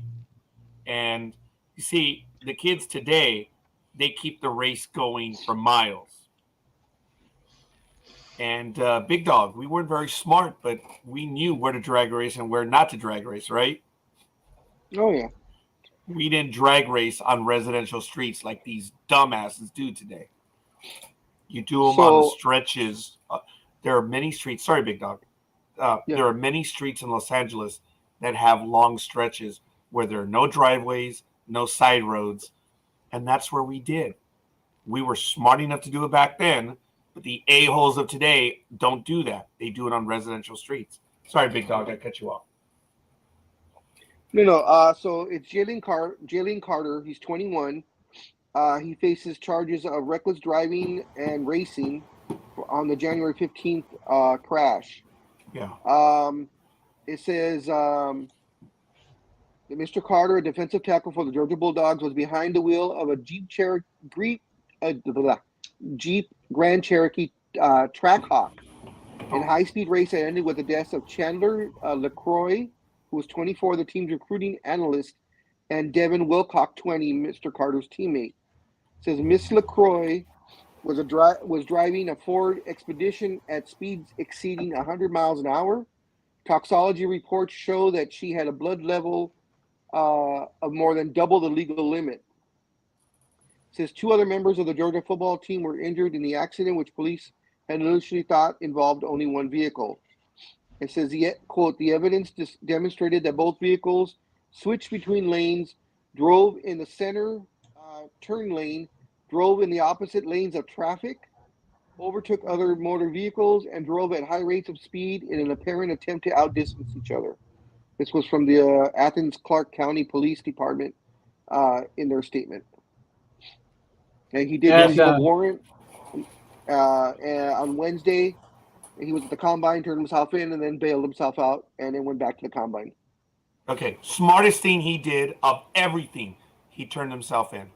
Okay, I'll leave it at that. Almighty, I do want to welcome Tanya. Good morning, Tanya. We are talking about what we had posted on Sports Talk with the guys, and we'll have you joining the conversation. Aisha's comment is obvious. Yes, I'm not saying there are rules, but yes, Aisha, they're in between traffic signals. How hard is it? But look, they obviously didn't do that in this case. Almighty, go ahead, and then Tanya, please go ahead and join us. I didn't know there was 3 people in that vehicle because the woman, I guess she's in the hospital, as far as I understand. She did not die, but she's still, I don't think. And the one, I think, gosh, who was he? Well, the driver, the female, was she driving? Expedition, yes. So the other 2 were in the back seat then. The driver and then the football player was in the passenger side. Okay, because Whitlock was ejected from the vehicle when it landed against the corner of an apartment building, according to the crash report. Oh, okay. So, and it's sick. And then says that she was sitting in the back seat on the passenger side of the vehicle. Yeah. And sustained multiple injuries during the collision.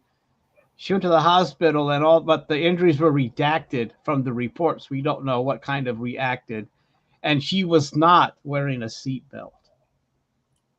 So, I did not know there was a 3rd victim in that vehicle. I thought it was just the 2 that died, but that is so. That's what after I blabbered on enough about that. You guys can continue. Oh, it's all good, Almighty. Good morning, Tanya. Hello. Good morning, Tanya. How you doing? Hello. I'm still trying to wake up. Okay. Yeah, she is. It's all good. Hey, good morning, Tanya. Hey, you announced on Facebook earlier this week that you have another business endeavor, possibly. What is it that you're doing now? Because I know you do the Christmas cards, but I think you said you were working on something else. What did I say I was working on? Oh, okay. I'm sorry. It is too early. Get that coffee. Get the Java. I mean, it's been a very long week. Between breaking news stories this week and just a lot going on. I'm doing like tumblers and tote bags and makeup bags. Like I'm just doing like that's right. Yeah. For like people who are interested, because I made some. My husband is obsessed with Oswald, the Lucky Rabbit. Okay. And so I decided, now that I have this Cricut machine, you know what? I might as well try making them myself. So I made an Oswald tumbler, like Starbucks tumbler, and a tote bag with the character on it. He freaked out over it. And I've gotten so many compliments about it that now people are like, oh, you should start selling them, this, that, and the other thing. And I'm like, yeah, why not? I got nothing else to do. Those Cricut machines are awesome. My daughter has one. What happened? My daughter has a Cricut machine, and she just always raves about that damn thing. Yeah, it's like the best thing. My parent, That's what she says. I was telling my parents, because my parents bought it for me for Christmas, and they were like, I think we created a monster, and maybe that wasn't the best idea of a present for her. And I'm like, no, it was a perfect present. All is good. I do want to interrupt. Eddie Rodriguez, good morning. Thanks for joining us. Aisha said hi. Morning, Eddie. Aisha says, prior to you commenting, she says, uh-oh, she's way too quiet. Is the Ice Queen planning something? She says, of course, it's nice to see you. So, again, it is nice to see you, Tanya. So, if we want to purchase some of those items, where? Facebook? Do you have a YouTube page? I'm actually going to be creating a YouTube page, but also I will be doing everything via Facebook. Like all the sales will be done on Facebook, because I don't trust Instagram anymore, because Instagram shut down my account.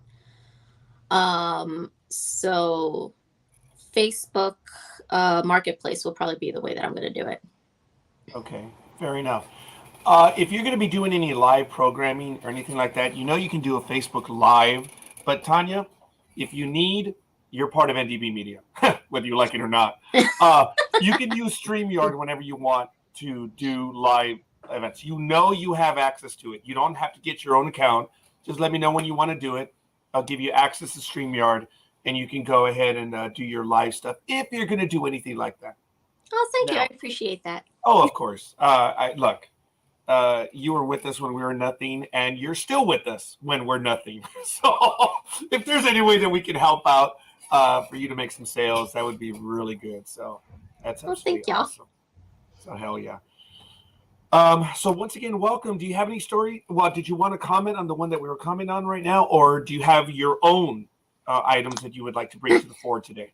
No, I think as far as stupid in the news goes, I just can't. I mean, what is there not to talk about? I mean, there's so much. Oh, you know what? Here we go. So, as you know, I work for a company called Odyssey.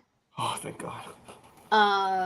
Under that brand, they own WFAN. So one of the hosts, Sal Licata, may he forgive me if I mispronounced his name. He has a host there, and he was doing a show really late at night. I think it was like at 11 o'clock or around midnight, something like that. No, it had to be around midnight, 1 a.m. And I'm listening to if he could, he would have cursed out this caller. And he went off on a tangent because this caller calls and says, "You were the jinx of the Mets last season. Please do not do it to the Mets again this year," by saying they're going to go to the World Series. Now, Sal did not take this very kindly. He went on a tangent. He called the guy an idiot, a moron, and he was just screaming. And I was like, oh my God, this guy's going to have an aneurysm on air. And eventually he just hung up on the guy. And he was like, saying that somebody's a jinx is the stupidest thing in all of sports. Now, we're all sports fans. How many of us actually do believe in the jinx? I mean, look at what happens when the Madden games come out and somebody's on the Madden game and people are freaking the hell out. Like, what the frick? You just cursed our team for the year. Hell yeah. I believe in the jinx. I believe in the jinx. And for Sal to say, that's so stupid. Well, Sal, I hate to tell you, but it's a thing. Madden has proven it that it's a thing. So for him to go off on a tangent, I mean, it was in a company email. It was like the talk of the email. There's actually a link to this rant, and I have to find it so that you guys can hear it. I mean, it sounded like, I'm sure you guys have heard the Mike and the Mad Dog shows. Yeah. It was kind of like that when Mad Dog goes crazy on a caller. It was something like that. Only you can insert your own swear words exactly where those swear words should have been during this whole thing. It's not that difficult. It's not that difficult. No, and the guy, I mean, the jinx is a thing. It is a thing in sports. Why do we believe in it? I don't know. But it is what it is. I won't even say, oh, yeah, my team's going to go to the World Series. They're stacked. Because it's stupid. Well, so let me know what you guys think. Oh, it's go ahead, absolutely guys. true. Yeah, everybody, at some level, everyone believes in the jinx. I mean, especially in baseball. Baseball players, I think, are the most superstitious lot of all professional athletes. I'm not saying it's wrong, but there's certain things that they do. If they're in a slump and all of a sudden they get out of the slump, or they're in a big old hitting streak, they eat the same food, they wear the same socks, the whole 9 yards. But yeah, I think even as fans, we all on some level believe in that jinx. Oh, okay. All right. Before Almighty talks about the jinx, I can't wait. Thank God the attention is off me here. Coffee says the Mets will not have the offense to compete with the Phillies, Dodgers, Rays, or Padres. And Tony, oh man, I loved you, pal. It was nice knowing you. Totally agree with Mr. Coffee. Oh, thank God. Last week's been forgotten. So, hi, Ice Queen. So, well, yeah, last week's been forgotten until you brought it up again. Oh no, it's been forgotten after this. There is nothing that will make, dude. These two gentlemen just declared war. Almighty, while Tanya prepares her retort, Almighty, do you believe in the jinx and stuff like that? Okay, so you're asking a Cleveland sports fan if he believes in a jinx. Okay. So now I know that you are now the king of stupid questions. Of course I do. I watched it for fucking 30 years. I mean, goddamn. I mean, gosh darn. I mean, it was. I mean, and in this century alone, the quarterback jinx, we still can't find one. I mean, I know we got Deshaun Watson, the molester, but is he going to perform? Who knows? And they cost them draft picks, cost them cap room. I don't know. I mean, if he might prove me that the team may prove me right, because they did hire some new assistants this offseason, but that's not the question. I do believe in the jinx since the Ice Bowl, and then Elway came along. So, yeah. Oh, yeah. Cleveland had his heart broken regularly, dude. Yeah, you're right. Just very quickly, I've had a love-hate relationship. Being a man of faith, I do not believe in jinxes or superstitions as much, but I will tell you this, that I do not step on the foul line when I'm running off the field. And when there is a no-hitter, I do not talk, or a perfect game, I do not talk to the pitcher. I have never been in that situation where they don't talk to me. The most I ever went without giving up a hit was 3 innings. So it just goes figure. But I think I'm you've not been in gonna a mess position with where fate. no one talked to you. I'm sorry, what's that? I said, I think you've been in a position where no one talked to you. Well, the point is, I never did start a game. As you all know, I was a reliever in high school, and then later on, I never did start a game. Actually, I did start games, but they were the practice games, the spring training. Well, not spring training, but I did start games. Games that your team was guaranteed to lose. So they figured out why not. And so it begins. Well, wow. All right. So to end my whole thing on the jinxes, it is fun when the jinx is against you. It's not part of your team. Like the Boston one. Oh, I lived for that shit. Because the Boston fans suffered with the Babe Ruth curse. The Angels, Big Dog and I talked about it. There was an angel curse also. I think my buddy Fausto, who lives in Las Vegas, believed in that one too. There are some other, the Chicago curse of all time. I mean, come on. Oh, yeah, the give me a goat. break. The curse of the goat. Yes, folks, those are fun because they're not your team.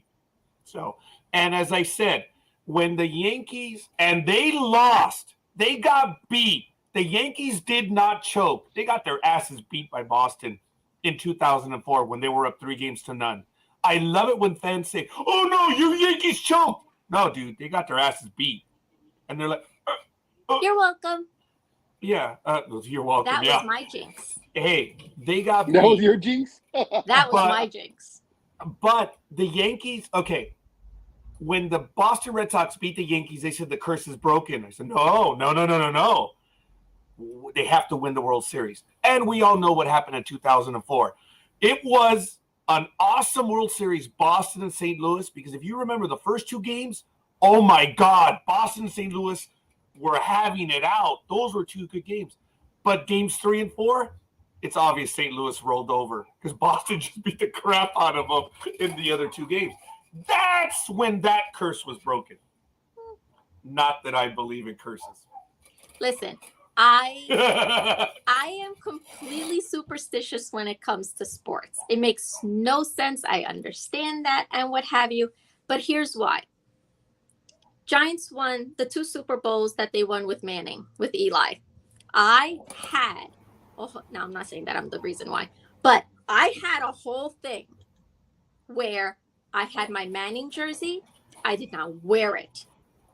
I had it on a chair facing the TV. I had pizza and buffalo wings. During commercial breaks, I called my father or my mother this way. And you know what? They made it through all the way to the Super Bowl, and they won the Super Bowl. Now, they played the Eagles this past playoff season. That didn't work so well. Obviously, well, for several reasons. But yeah, I totally believe in the jinx. It's a thing.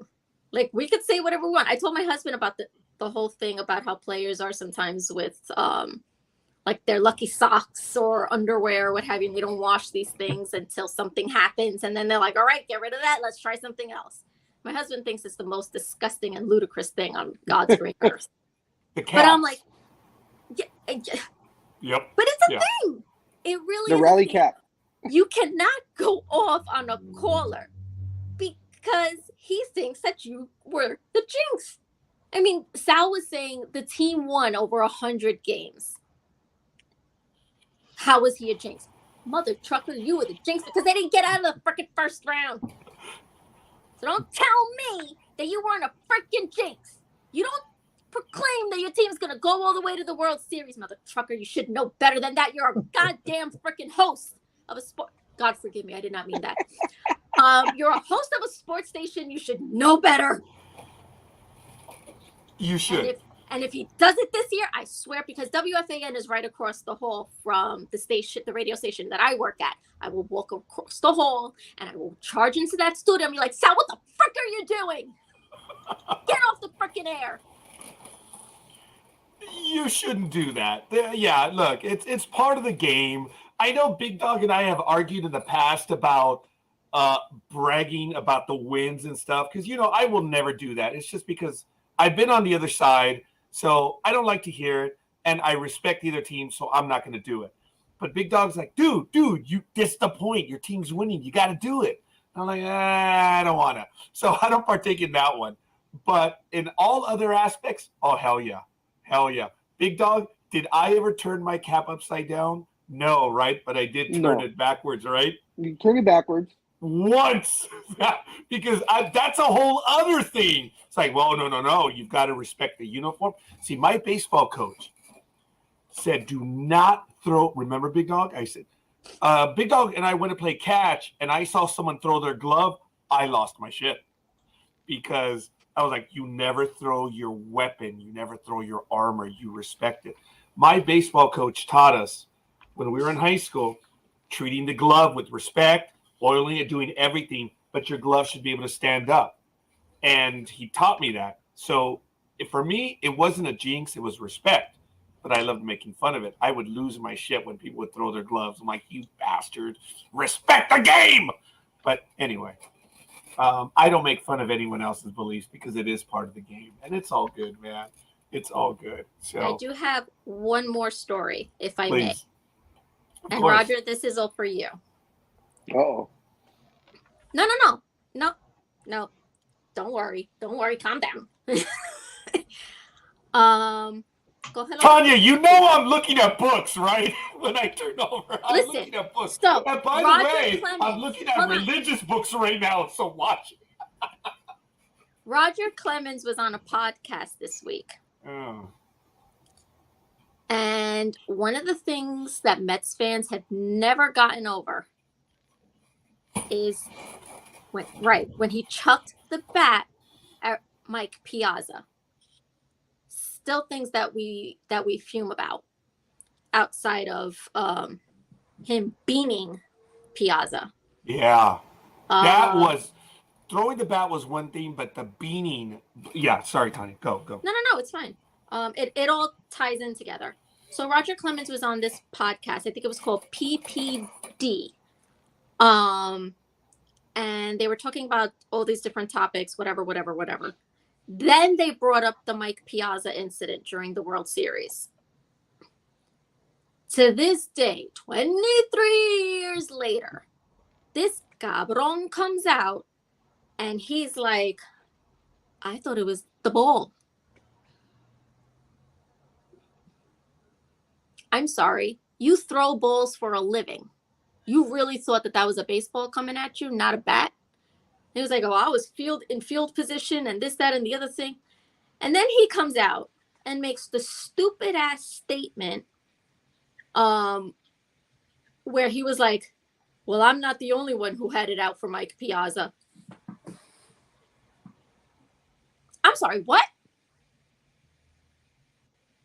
He was like, there are other guys who wanted a piece of him. You have got to be effing kidding me. This is what you're saying? And I'm going to see if I can find the podcast and the link for you. This way you can listen to this conversation. Yeah, but you could have stopped at Roger Clemens, and I think you said stupid ass. You could have just stopped right there. But folks, look, you all know I was a headhunter, but mine was not the headhunter to harm it. It's contradiction in terms. My thing was to hit the batter, and I never went for. Did I throw at someone? Oh, good God, yes. But it was to back them off the plate. I never intentionally. And folks, yes, a pitch does get away from time to time. But yeah. Look, the reality is, when you're trying to hit someone, pitches do not get away from you. I've never had one get away from me when I try to hit someone. Right, but here's the thing with Clemens, and I'm sorry to interrupt. There's a lot to Clemens. Go ahead. But one of those other stupid things was he goes, because they were like, oh, were you trying to hit him with the bat? And he was like, oh, if I wanted to hit him, I would have hit him. Oh, what a dumbass. Because before Tanya, he said it was it was a knee-jerk reaction that when the bat came in, I was just trying to throw it out about. You see, that little bastard is changing the story.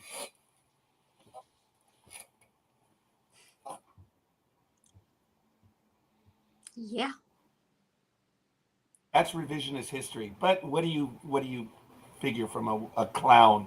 He was a clown back then. He's a clown now. Mm-hmm. Roger Clemens, one of the most talented pitchers of our age, with a 10-cent head. He should have been a lefty. It would have been perfect, Tanya.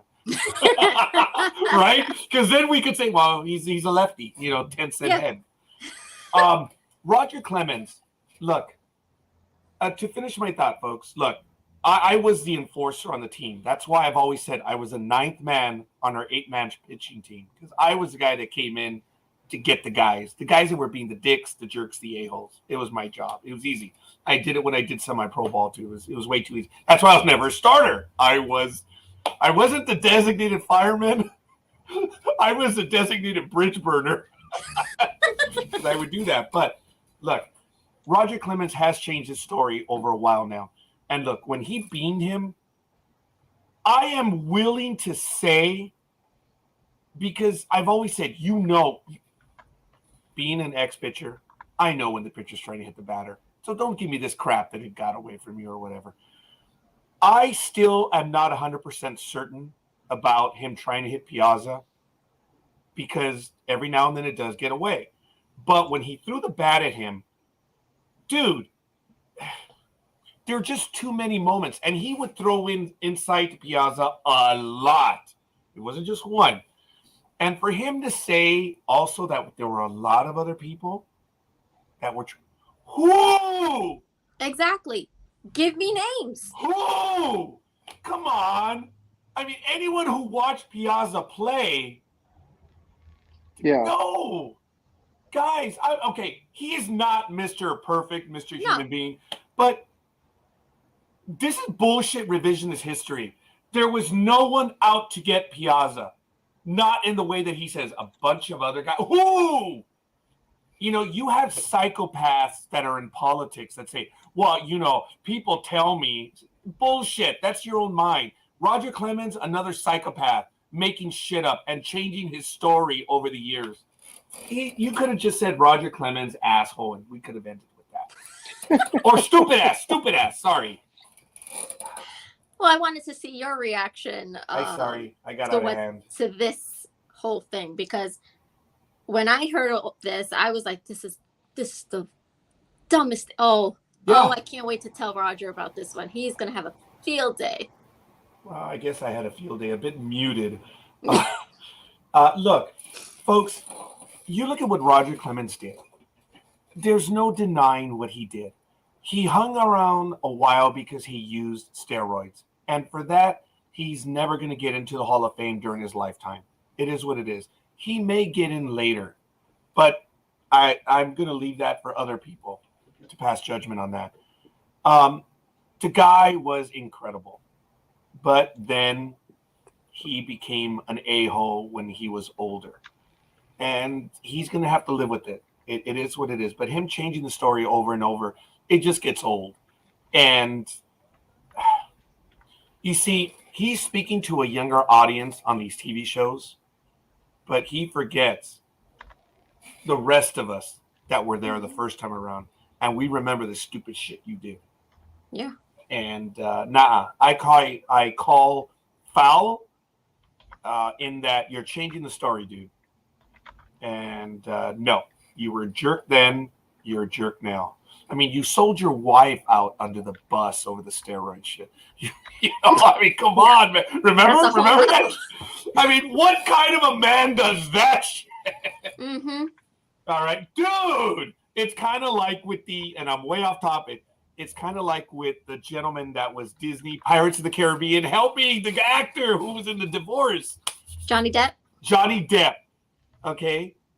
She became enemy number one when she did what she did on the bed.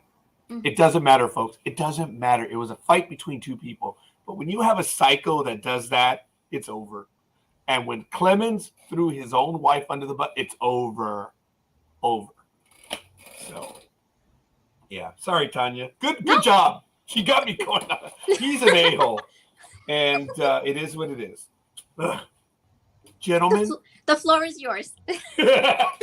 Gentlemen, do you care to partake? No. The only thing I wanted to add was when you said that he became an a-hole later on in life. I was going to preface it by saying, no, he became more of an a-hole. He was already one. He played. Yeah. He just got worse when he got older. He got bitter. Yeah, I think he did. Especially with the whole not getting into the Hall, because he wanted bad. But I acquiesce, big dog. You reap your own rewards, so to speak. Yeah, no kidding. You know, he did what he did. Now he's got to pay the price. Yeah. Almighty, do you have any thoughts on that? No. I think all three of you guys said enough, and I don't have to add anything into it. So, good job. Oh, well, thank you. Wow. Well, how many times can everyone call him an asshole? Come on. On this program? Infinitely. Okay. Asshole, et cetera. Or as I would tell my daughters growing up, whatever she'd tell me as kids, you know, I would respond to her, times infinity. Yeah. You there know, you go. Times infinity. Or just to piss her off, she'd say something like, times two. Whatever she'd say, times two. Back to you, times two. So we're quite skilled at calling people that right now. So Tanya, all kidding aside, spring training's here. You've got to be jazzed, man. Hope springs eternal, right? Aww. I put nothing into spring training. So we were watching a game. What game were we watching earlier in the week? There was a game we were watching. I was wearing my Mets cap, my Mets shirt, what have you. we're in the newsroom. I turned to the editor. I was like, I'm going to change one of these channels to the Mets game. You okay with that? He's like, yeah. I'm like, cool. Change it. Watching the game. Okay. Mets are up. I think it was the Cardinals. Then the Cardinals tied it eventually, and then the game got away, but I wasn't paying attention because we had a breaking news story at the time. And one of the guys comes up to me, and he goes, oh, looks like your team is losing. And I looked at him, and I was like, oh, I guess that would mean something if the games actually mattered. And he goes, and he's like, yeah, well, what do you expect from the Mets? And I'm in my head, because I'm at work, I can't say what my thoughts are. My thought was, well, I guess I can't expect much from an asshole like you anyway either. So I guess we're even. Yeah. I mean, spring training doesn't mean anything. I mean, to me, it's just like, okay, they're playing, they're getting ready. Great. If they lose, what does it matter? It kills me when people are, their team loses and they're like, oh my God, we're going to suck this year at this, that, and the other thing. What the? Yeah. And I'm like, you get what the point of spring training is, right? No, they don't. Prepare. Prepare. You know, kind of like when you're gearing up for a marathon and you got to prepare, and chances are you're going to screw yourself some along the way while you're trying to prepare for that. Yeah, that's what this is. So it doesn't mean anything. A lot of people don't get that spring training is, especially for a veteran team. Veteran teams do badly in spring training because it takes a while for the veterans to get back into playing shape, form, whatever. Mm-hmm. And they know what they need to do to work their way back. Yeah. You have these hungry kids that are all world often because they're trying to get on the team. So all these teams that are doing makeovers and stuff and usually do very well, like the Mariners, the Royals, and the Blue Jays, all these teams are always going to do well because they have a bunch of kids always playing. And that's good. But I've always joked with the big dog for years. I'm like, the Yankees suck during spring training. So I'm really happy. And one year, son of a bitch, if the big dog wasn't paying attention, he's like, hey, scorekeeper, your Yankees are like 29 and like 2 or whatever. And he's like, Yankees are going to suck this year. Oh, no. There's a corollary to that rule. It doesn't count on the Yankees. If they're going to do well, then they're going to do well. But lo and behold, I've known the big dog forever. We've had these conversations. And you remember that, right, big dog? Yep. But big dog handed me one of the greatest lines of all time. We love sports. We hadn't spoken for a bit. And he just, hey, hey, Roger, what's going on? Whatever you having. Hey, so how are the Yankees doing? I was like, oh, shit. I had no answer. So I'm like, oh, it's not September yet. And that's when the Yankees were doing real good in the late 90s. And it was perfect, right, big dog? And big dog was like, oh, yeah. It was funny. Because, I'm not paying attention. It's not September yet. So he handed me that one, and we still use that one. I'm glad Big Dog reminds me of that one from time to time. But it is good. I am excited insofar that baseball is starting. Tanya, I don't know if you caught earlier, but I have a holy day of obligation, and it is this year. It will be March 30th, and I will be off from everything. I'm closed. I'm not open that day. Don't take calls, appointments, whatever. I don't go to work. It's a holy day of obligation because on that opening day, starting at 10 a.m. my time, you get the first game, you get the 1 o'clock game, you get the 4 o'clock game, and you get the 7 o'clock game. It's baseball all day, and I love that day. So for me, that's, as I've said, that is my holy day of obligation. Big Dog knows it. I go dark, huh? So you agree? So you agree with some of the people that say that should be a national holiday, right? Opening day.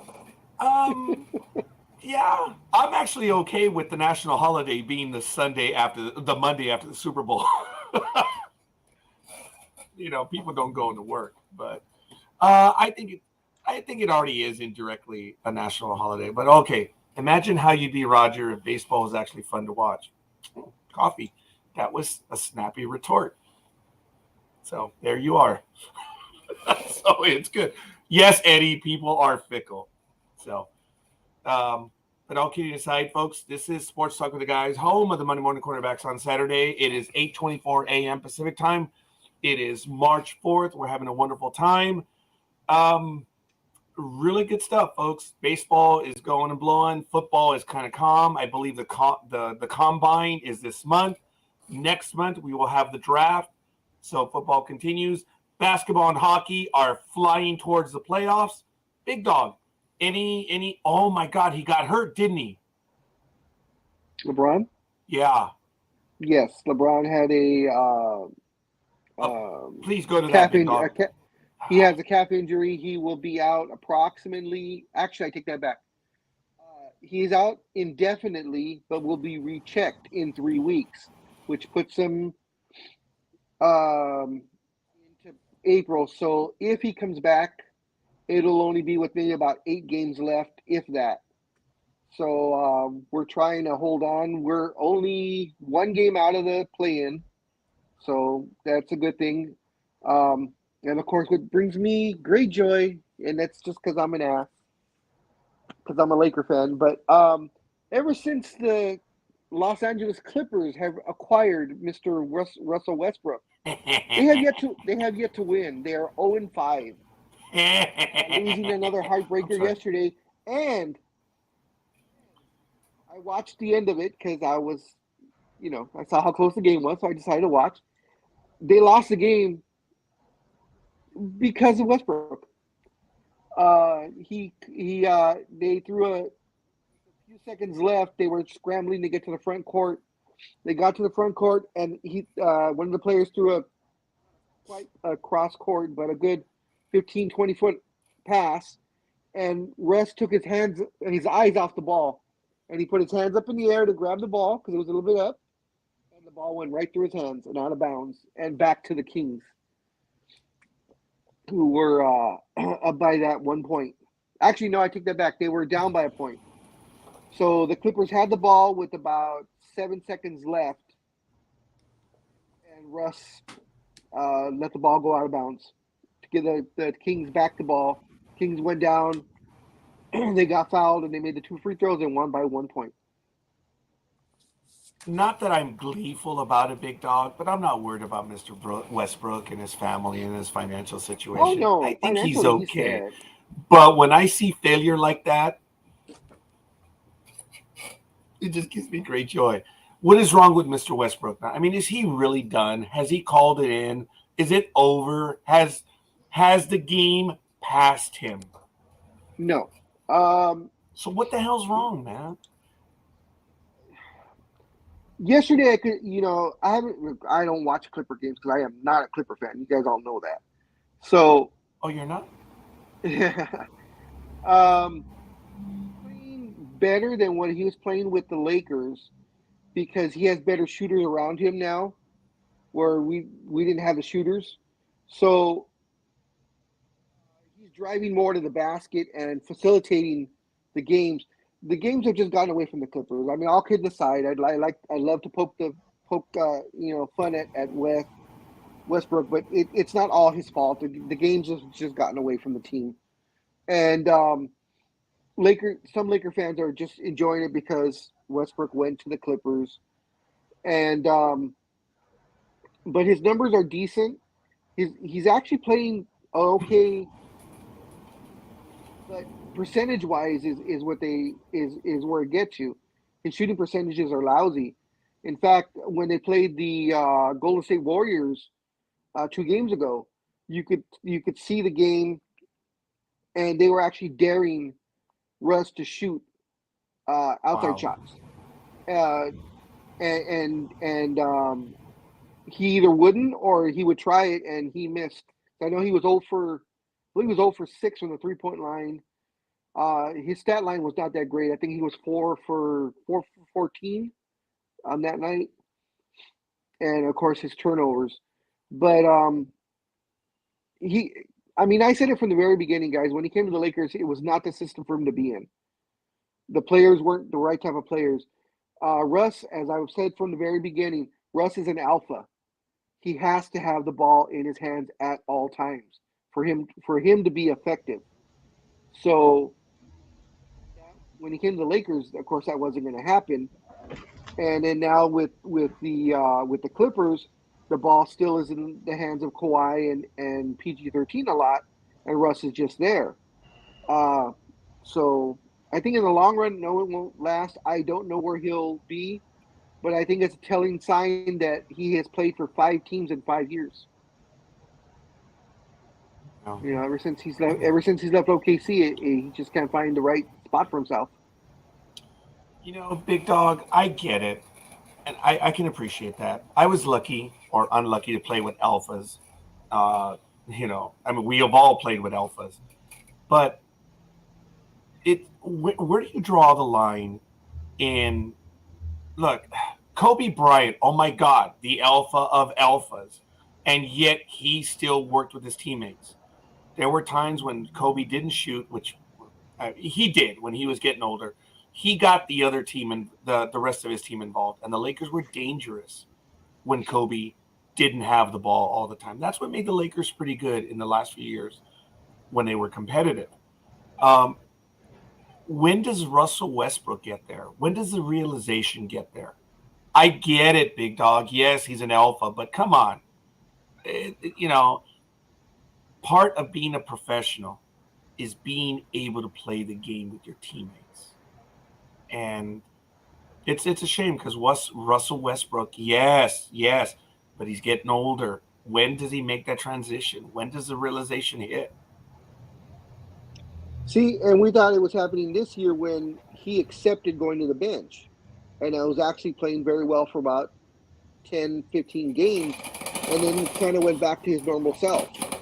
So, I don't know. It's a good question of when you realize, you know, that you're not the guy anymore. And last year was a very telling story when one of the assistant coaches would come up to Russ and say, hey, you know, why don't you stay after or come in early, blah, blah, blah, so we can work on some stuff so you can integrate better with the team.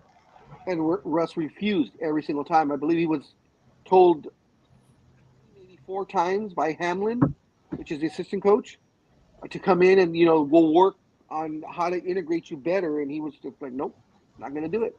Just not going to do it.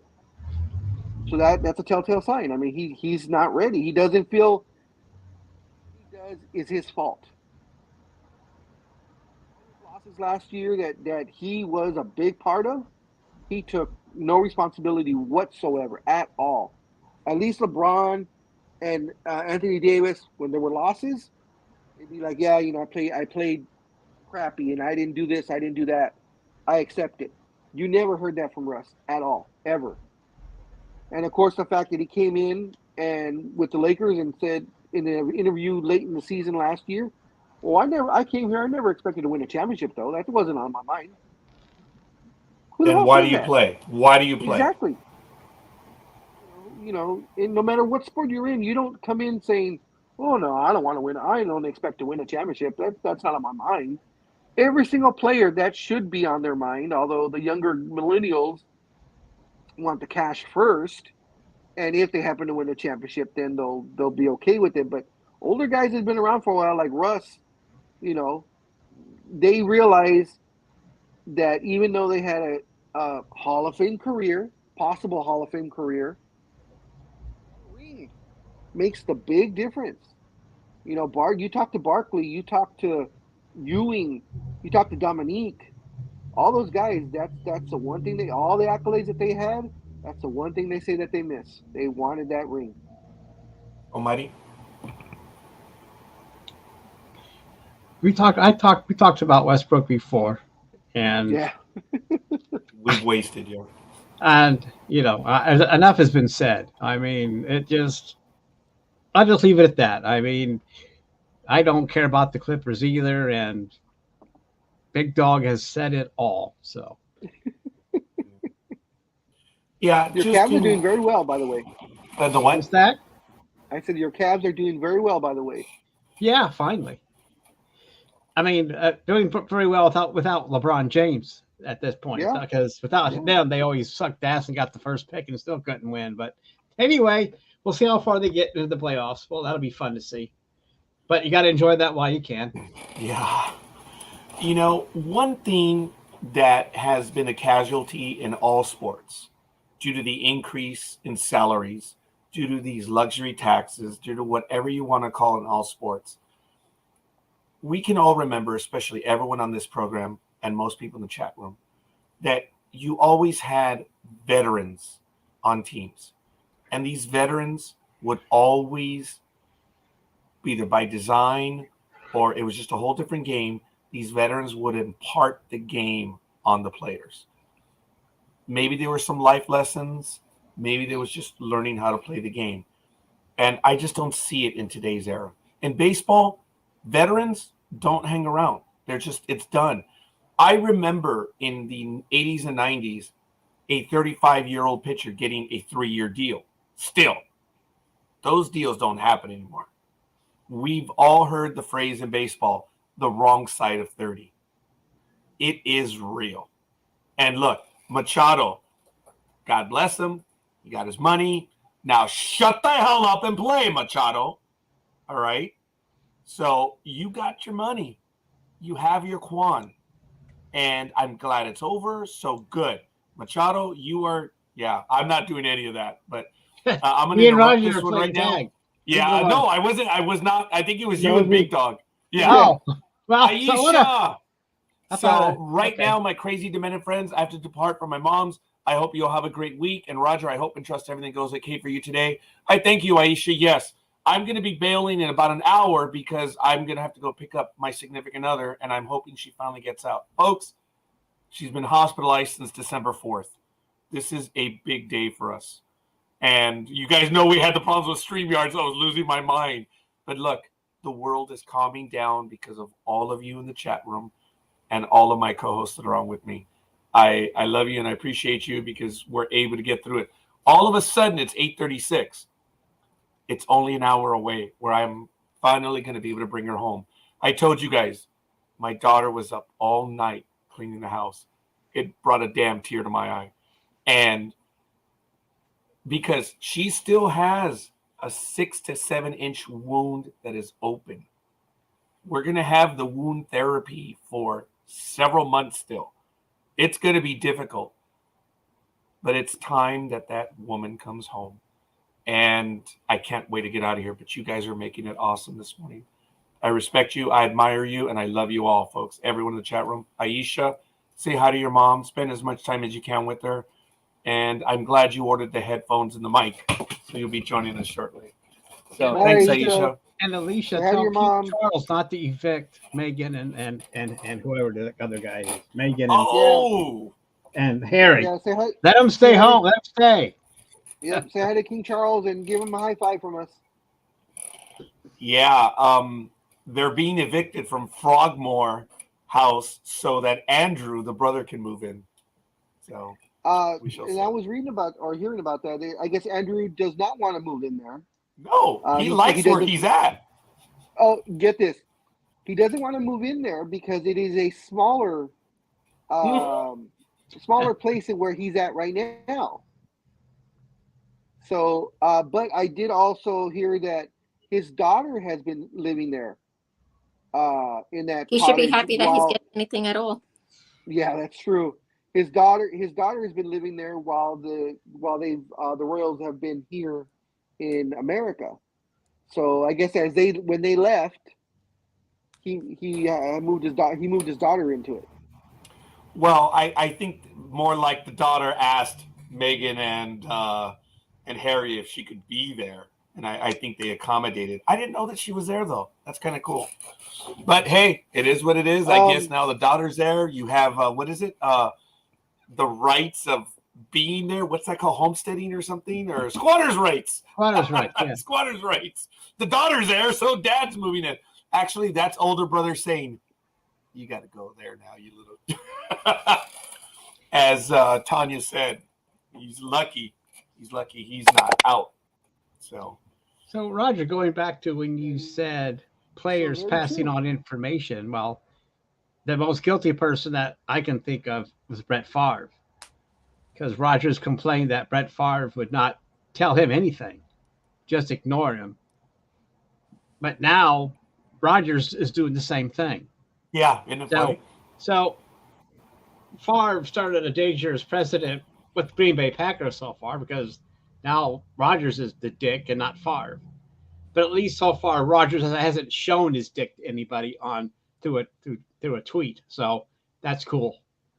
And also very good. And Rodgers has not stolen. We can say stolen because this story doesn't end. That it was stolen because he was given money to do something and he didn't do it. So it's done. And he's taking all, folks, how do you get paid for a public program that gives money to kids? You're going to take money from it? Come on, dude. Come on. Stop it. Stop it, pendejo. I think I beat Tanya to that one. Oh, yeah. It's like, come on, dude. And you still haven't paid it back. It's like, come on, dude. It turns out there's a lot more, and it keeps more and more keeps coming out, man. Look, there are dick players everywhere, but you always have veterans that hang on and show the kids how to play. Carlton Fisk famously had a cow with the Chicago White Sox because Deion Sanders did not run a ground ball up. Remember that? Deion Sanders was the Yankees, and the veteran called him out. Who does that today? He went over the mound. Like, oh, shut up, you morons. Shut up. Don't even know. It's just they're babies. And as I said, folks, the unwritten rules are what mama told us growing up. Be respectful, play to win, and be a good sport about it. That's what the unwritten rules are. As I've said, in baseball, it's all about respect. Don't show me up. And it's all based on what mama told us growing up. And these guys make up shit all the time because, mama's boys don't know any better. So, I don't know. Tanya, do you care to comment? No. Oh, okay. All right.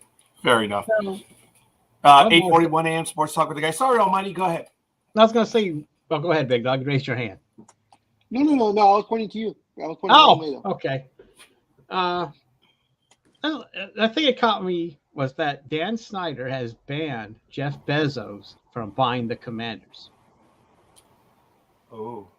And okay. So I don't know how that happens since the whole league votes on it, but we know that those two aren't exactly friends. So I think that was running this week in different places that he doesn't want Bezos to buy the Commanders, and everybody wants Snyder out anyway. So I don't know. But I do. Yeah. But gosh, where is this? Okay, well, you get that. I want to remind everyone that just a few weeks ago we were talking about this, that when Schneider still wanted to sell the team, Bezos said clearly he is interested, and the contention between Bezos and Schneider is the Washington Post, because the Post is owned by Bezos. And all of the stories that have hurt Schneider have broken on the Washington Post. So I don't know, Almighty, if you were here at that time, but I had commented that it looks like one way to bury the hatchet would be Bezos having to sell the Post. And if I'm not mistaken, remind me, Big Dog, is the what? Oh, well, hell, Tanya would know, or I'm sorry, Ice Cream would know this. I just don't recall right now. Is the Post for sale? Because prior to Schneider saying you're not going to buy it, well, there was talk that Bezos would have to sell the Post as a gesture of peace to buy. Are you familiar with that, Ice Cream? No. Okay. But I know that there is. I'd have to look it up again, because I think we did do a story about that a while ago. So I'd have to look into it again.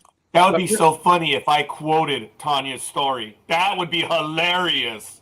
But It real quick, happens. the Go ahead, Commanders Almighty. Bank has told Bezos he can't bid on the team. The Commanders Bank has told him that they cannot do that. Go ahead, Big Dog. As of January 23rd, it says the Washington Post is not for sale. Spokesman for the newspaper and its owner, Jeff Bezos, told CNN on Monday, which I guess was that day. Yeah. They denied a New York Post Yeah. report, which cited unnamed sources suggesting the billionaire could shed the newspaper to help fund a potential purchase of the Washington Commanders. Okay, so they took according a to- different stance. Sorry, Big Dog. But the biggest issue is that Bezos would have to give up his interest in Amazon. He can't. He couldn't be. He couldn't have anything. Yeah. If he would buy an NFL team, he would be prohibited to own Amazon because it shows NFL games, and that would be Yeah. considered a Conflict of conflict of interest. Yeah. At least right now, because how many conflicts of interests have been eliminated over the past 2 decades with owners allowed to own more than one sports team and blah blah blah, and then having casinos in their stadiums and Walt that good stuff. Disney owned ESPN and Still does. owned, let me see, a team called the Anaheim Angels. And then let me see, hold on a minute. Fox, But that's hockey. I don't know the rules in hockey. Dodgers. That was interesting too. So they can do whatever the hell they want, you know. Yeah, but I'm just saying that's hockey. I don't know the rule. Every What? That was baseball. What is? The Angels. The Anaheim Angels. Oh, yeah, you're right. I don't know. I thought you said something. I thought you said Kings. If I'd shut up and listen, I guess I'd be better off. But since I don't, Actually, Almighty, to give you credit on that and honesty, if we'd all shut up and listen, we wouldn't make mistakes here. but anyway, I don't know the rules. And I guess is that allowed in baseball? Then, Raj, can they? It was not allowed. But all kidding aside, there was no prejudice. They kept the contracts, they kept the deals. It actually worked when Walt Disney owned the Angels and when Fox, remember, they did it to block each other. Remember, Fox bought the Dodgers when ESPN West was in the works. And this was before ESPN2. I know, you guys, there was a time before ESPN, 2, 3, college and varsity and all that. I think that was before my time. Oh, that's too bad. In the beginning, what? I should consider myself fortunate. I should. I really should. Because nary But when you were there in the beginning, and in the nary morning, a zinger is Chris ever Berman. sent to the big dog. I'm the one on the receiving end from Tanya. And I'm like, I should consider myself fortunate. I'm all right with that. Because all kidding aside, as you know, folks, a lot of the stories that Tanya is good at her job, obviously. Duh. But I need to say this correctly. It's not the interviews that we've had on our programs, folks, a lot of them were provided by Tanya. And folks, you've heard them as I played them on air, and we've had them. A lot of them have been provided by Tanya. Well, she had every year. She always remembers. She goes, "Hey, guy, you who live in the slum, I got a story for you." So all the stories that we've had over the last few years, as I've said, Tanya's provided that she's the one. So she always remembers us. She's always been very kind to us. So that's why when we've had some good interviews, it's because of her. So I obviously thank her for that. And we're always on the You're most lookout. welcome. Oh, hell yeah. We've taken advantage of those. So it's all good. Look, hey, it is what it is, folks. For Schneider, he can say who he wants to sell the team to. That's the what I was ultimate gonna say, vanity. Yeah, he's the owner. He can sell to whoever he wants. I know he can't sell it to someone for a lower price because I know the NFL probably wouldn't agree to it. But if someone wants to pay whatever Bezos is offering, and he doesn't like Bezos, he won't sell it to him. Bezos could offer him $10 billion right now, and it will not happen. Oh my God. That's funny, Coffee. That is damn funny.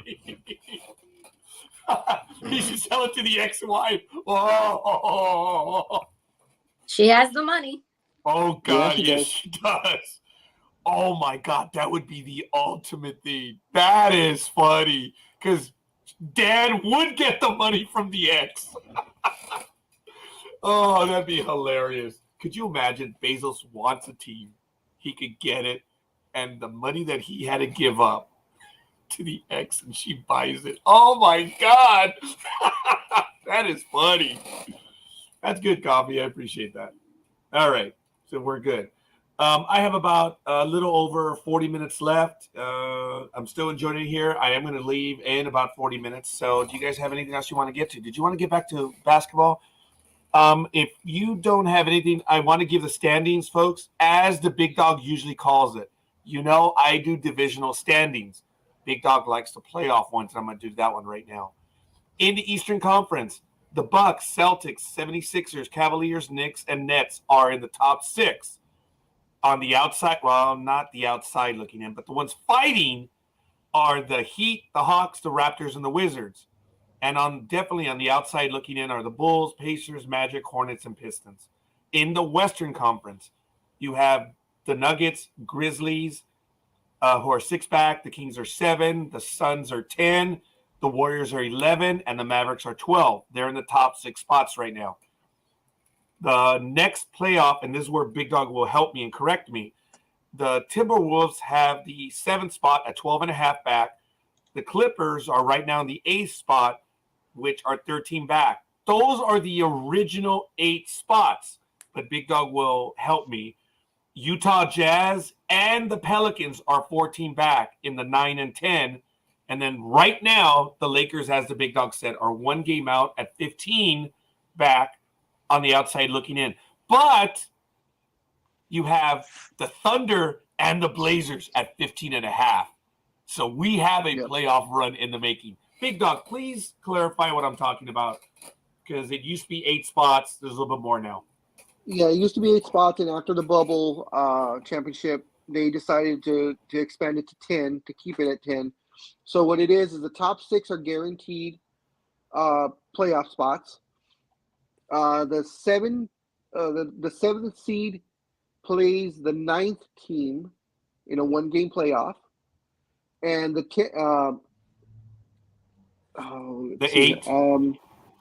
8 plays 10, and the 2 winners of those 2 games then play each other. And now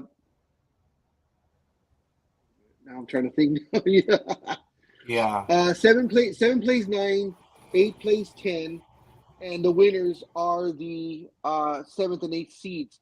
So technically, the 9th and 10th teams, if they beat the 7-8 teams, the 7-8 teams are now out of the playoffs, and the 9-10 can go in as a 7-8 spot. Yeah. And Big Dog, I know you're a purist. Your opinion. Uh-huh. Do you like that setup? Not really. I mean, like you said, I'm a purist. To have a 1-game playoff for those final 2 spots. I mean, you fight all year long to get to those top 8, so you can get to the playoff. It comes down to 1 game. And it comes down to 1 game that if you have a bad game or whatever, you're out. So it makes it more exciting. I will give it that, and that's exactly what the NBA wanted, to make it exciting, to have those fringe teams that can say during the regular season, oh, if we would have won that 1 game, or that this or that. So, I guess. I appreciate that, Coffee. I knew there was activity. I didn't think there was that much activity. Oh, wow, yeah, Coffee. there was a ton of activity. I'm lazy. Could you direct me, Coffee, as you always used to? Could you give me a link so I could go on all the trades and take a look at some of those right now? Almighty, Ice Queen, any comments on that right now in the NBA? So, none. Okay. Almighty? Are you an NBA fan? Oh, she is. Oh, yeah. That's what I thought so. I thought you weren't. No. I only comment on the stupidity of the NBA. So you are a fan. So now that Kyrie Irving is gone, you have nothing to talk about. No, it's so sad. And I'm sure he'll do something stupid for me to comment on. Oh, Okay. yeah. Folks, think about what Tanya just said right now about the stupid stuff. Remember, over the years, I've said, God, these guys are so damn stupid. I don't know why they're doing this stuff. Oh, wait a minute. But without these idiots, we wouldn't exist. Yes, we wouldn't exist. So as much as we damn them and make fun of them, without them, we wouldn't exist. And damn, lo and behold, coffee has it right there, folks. So all kidding aside, I do appreciate that. I'm going to take a look at that right now at tsn.ca. Oh, it must be Canadian. If you want to take a look at some of the stuff right now, I'm going to be doing it myself. And folks, not to put not to put a too soft a point on this. As you know, Aisha updates us. Coffee updates us with either it's soccer or other events. We do appreciate it. We try to put it up on the screen. So if you have a particular sport that you want to share with us, tennis, you could all help out on the program and submit stuff. Hey, Jay, as a personal comment, and this is only to Jay, I'm not going to say anything else because it's inappropriate. But Jay, remember our coworker Nick? Nick didn't know who Arthur Ashe was.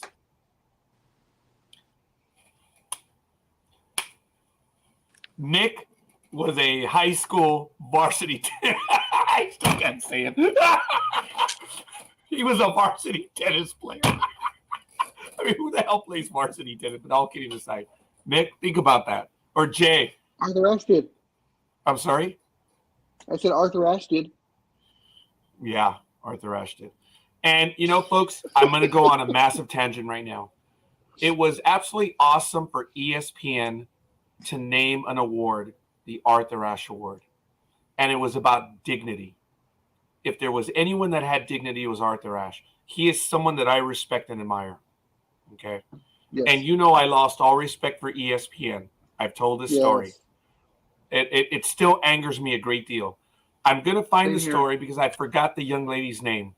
She was 18. She was a basketball player. She had contracted a certain type of cancer. Brain cancer, I believe. She was going to die, and she knew it. And yet she was still working what little days she had left to get the word out because she said there will be a cure for this one day, but not for me. And she worked fundraisers. She got out there on the internet. She went everywhere to get the awareness out for this cancer. And her ray d'etre was to be able to play basketball. And I'm sorry I'm getting teary-eyed because I remember this vividly. She finally got into a college game. She could barely walk. Big Dog knows this story.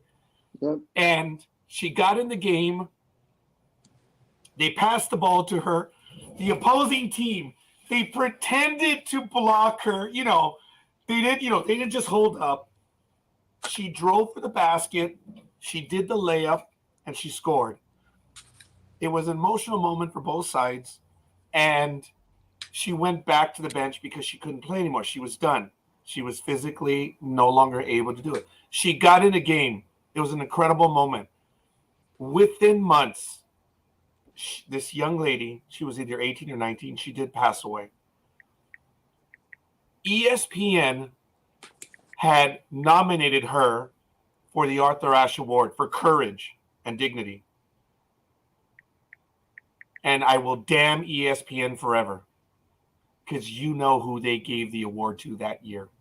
And at that moment, I was done with the ESPYs.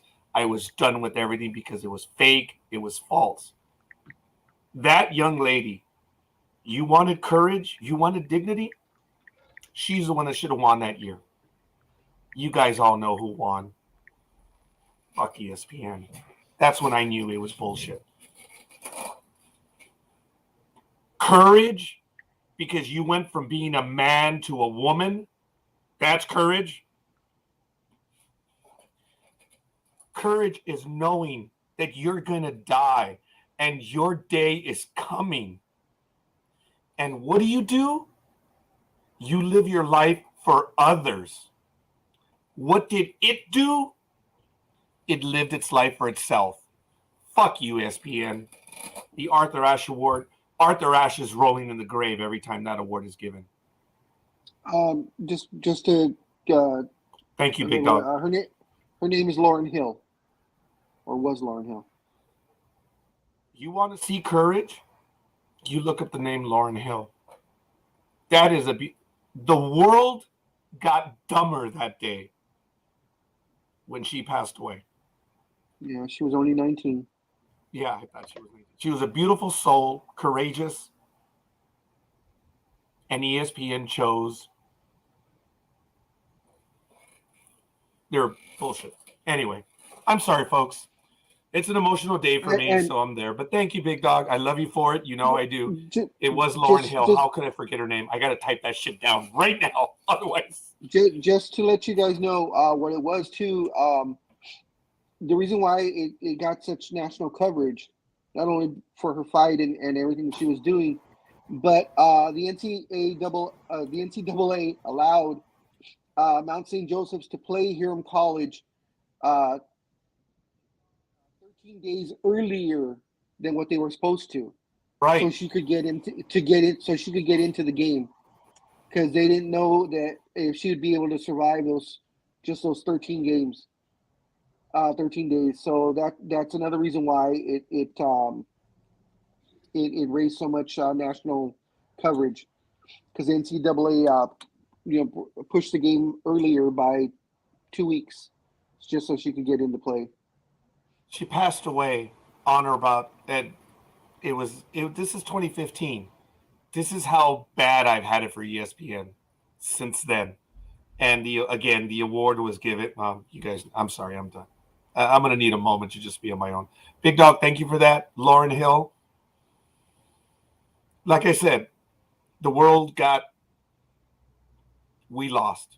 We lost that day. I'm sure I'll find a video of her. Yeah, we lost. Well, right now, Ice Queen's giving us a tour of her place. Well, now she's not, yeah, but she was. I was like, I can't. And then, oh well. Because I realized what time it was, and I'm like, wait, I have to make 2 tote bags right now. Oh, okay.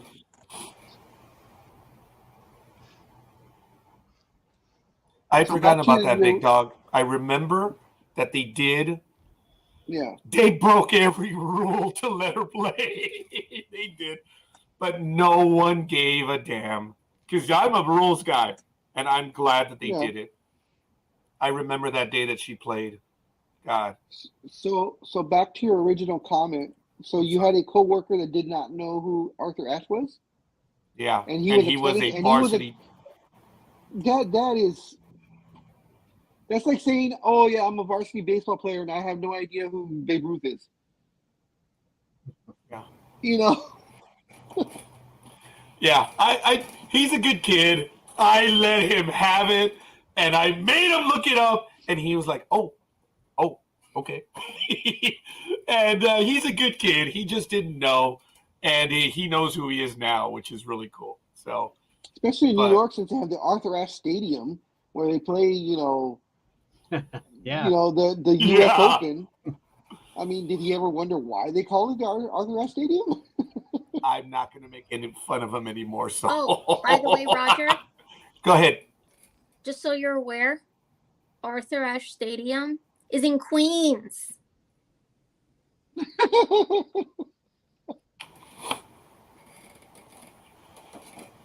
Why?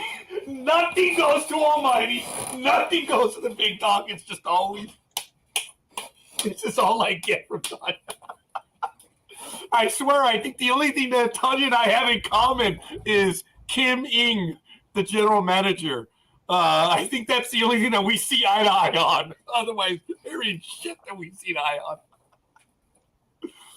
Oh my God, we were fans of her when before she became. I'm so happy that she's a general manager now. I don't care if she's good at her job, because how many GMs have we had that were bad? It doesn't matter. She paid her dues. Now she's a general manager. Good for her. I'm so happy. Now, you can do whatever you want. Who's she with? Derek Jeter hired her to be the general manager of the Miami Marlins. Yeah, former Oh. Yankees don't do a lot of good things, but that one actually got something.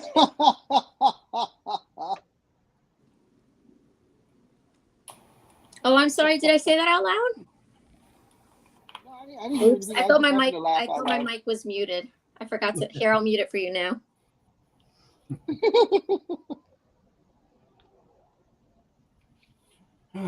And just for the record, you're the one who invites me to be on this show. So. All right. And the invite is open. It's not even an invite, Tanya. It's you're in as much as you want to be in. So it's all good, folks. I think I have found some videos. I'm going to get to that. But if anyone else has a story, I went to the Big Dog. Almighty, do you have something you want to get to right now? Because I'm going to revisit that story in a little bit. Real quick, since Please. we were talking about the hockey. Yes.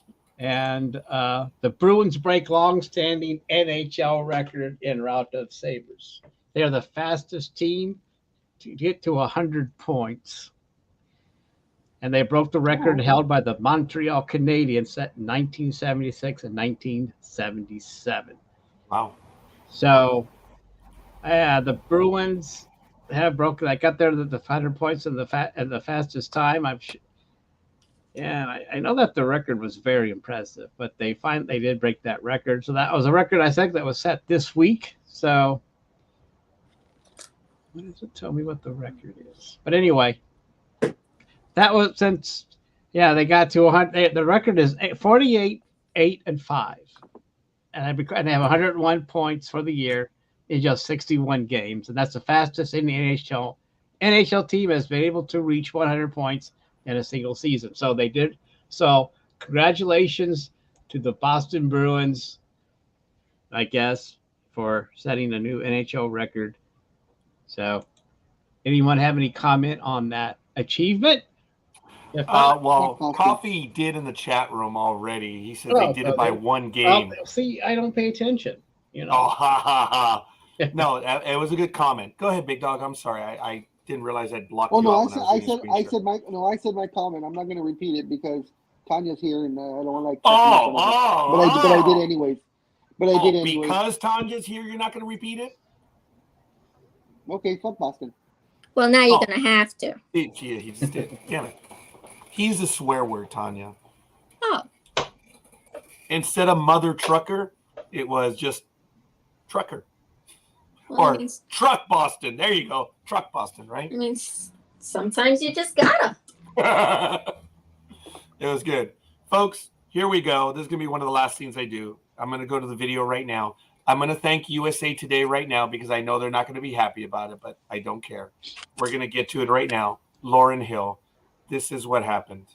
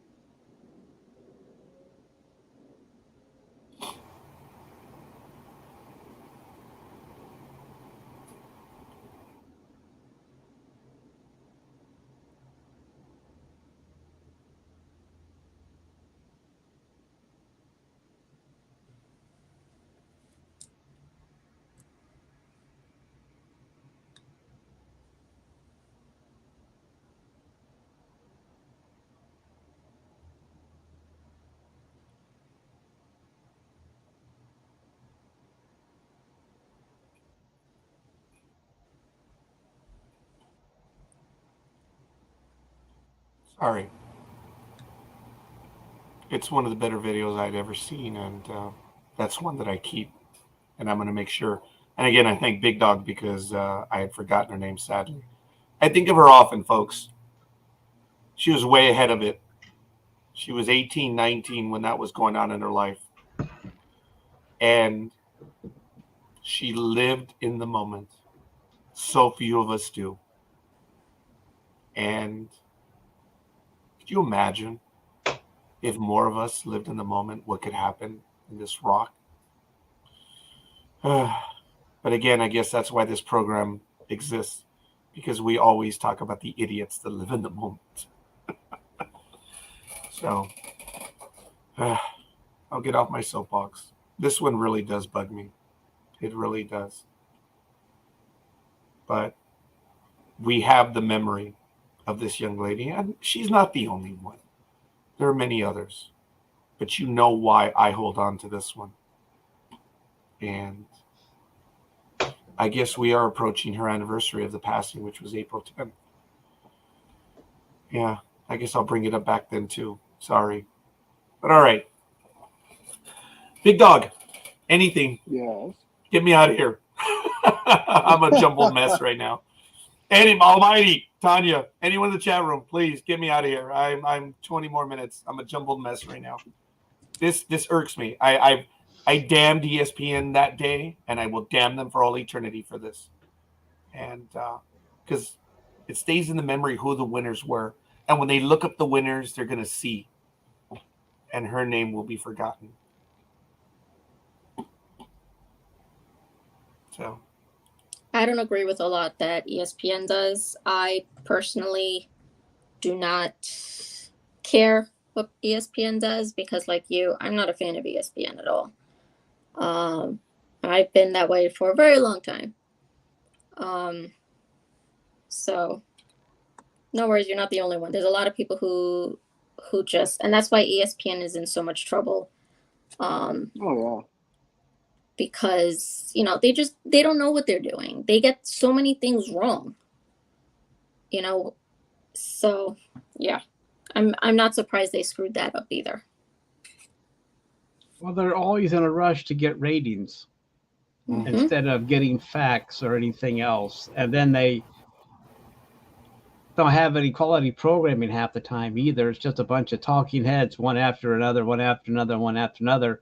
And they're all arguing over the same subject for the whole damn day. And, you know, it's the big story of the day, you know. And so I don't watch ESPN. I mean, I do get their alerts, but I take those with a grain of salt too.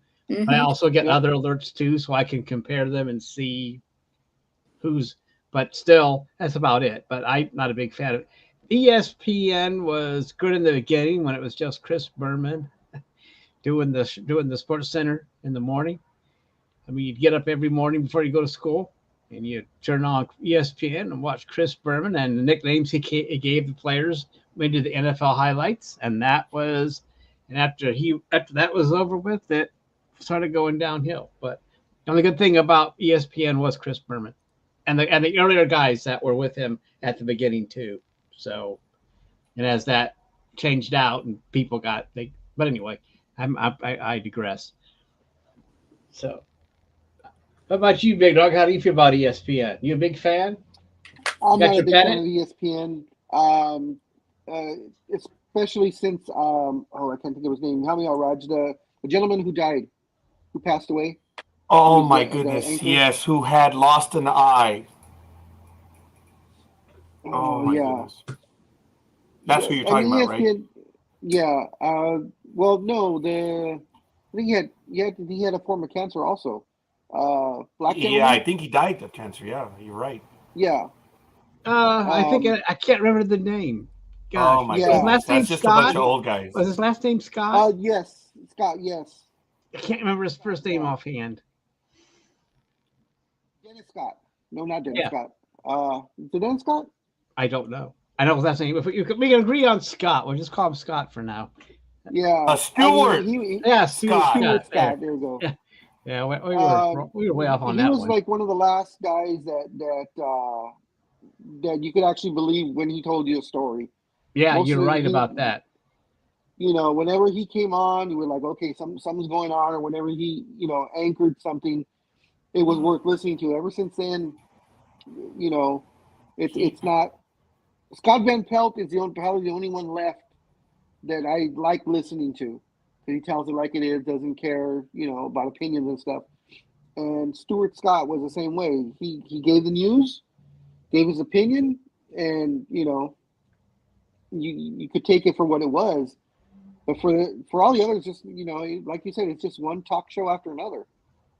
Folks, he passed away in 2015 as well, and he died at 49.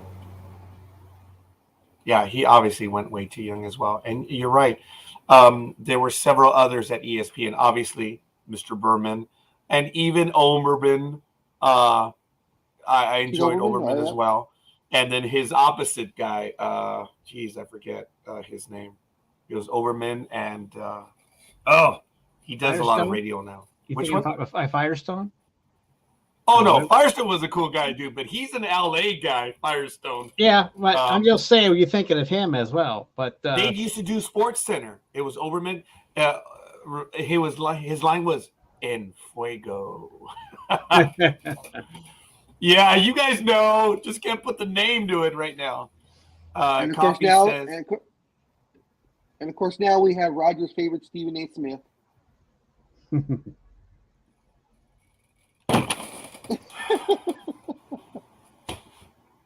Well, it's been Tanya all day. Now it's Big Dog.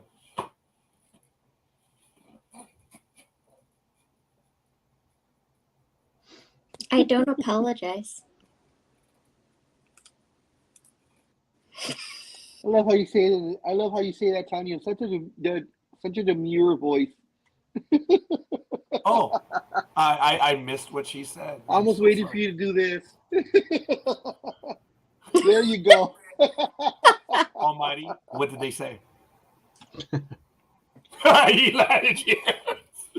By the way, Coffee, I know that you always support us, and I think we just missed your post when you had said Stuart Scott as well. I'm sure he gave us the name before we figured it out. Coffee's always been supporting us in the chat room. Yeah, I'm just writing on it. Guys, I'm starting to get antsy in a good way. I'm starting to get excited, and I ask you to forgive me. It's 9:16 a.m. I'm going to I got to go. Look, you know the issues that she and I have had, but that woman, she needs to come home, and I just can't wait anymore. It's 9:17. I'm going to ask for my co-host to continue. I have reason to go, and it's been an emotion. I've been up all night, folks. I got to get there. Big Dog, go ahead. I was going to say, I'm pretty much done with sports-wise, and I know Tanya's busy. I don't know if Almighty had more to talk about, because we could just end the show now. The only thing I was going to mention was that Irv Cross did die from CTE. Oh, so, he did, huh? Yeah, and he died in December of 21, and he was a defensive player for the Eagles for 14 years? Is that right? I think so, yeah. 12, 14 years right in there. Yeah, so he had a long career, and he had stage 4, and so I guess that was he did, 14 years back in the day where they didn't wear hardly any equipment with padding. Because he played mostly. Go ahead, Big Dog. I was going to say it's a sad thing that with all the advances that we've had in the medical field all these past decade or so, they still can't figure out CTE until you die, and they open it up and look at your brain. It's hard to believe that they still can't figure out a way to see, of it accelerating to that point, that they can find out beforehand. Yeah. Oh, and one more thing, he was also the first African American to be a sportscaster, and for CBS or for any network. He was the first one. Was damn good at it too. And he was, because he did that NFL show with Jimmy the Geek, didn't he, for a while, or at least with Musburger. So I mean, Jimmy the Greek. I remember Jimmy the Greek. Yeah, before he opened his mouth and got himself in trouble. Yeah. Oh my God, cancel culture would have killed him. So they did a good job back then. Yeah, that's true, but that was before all the. But anyway, I don't, hyper social. but anyway, yeah. he was good at it, and I like listening to him as well. So I mean, I'm just saying he was the first African American to be a sportscaster on a major network. Yeah, the results are in. As you know, folks, he was diagnosed with a mild form of dementia in 2018.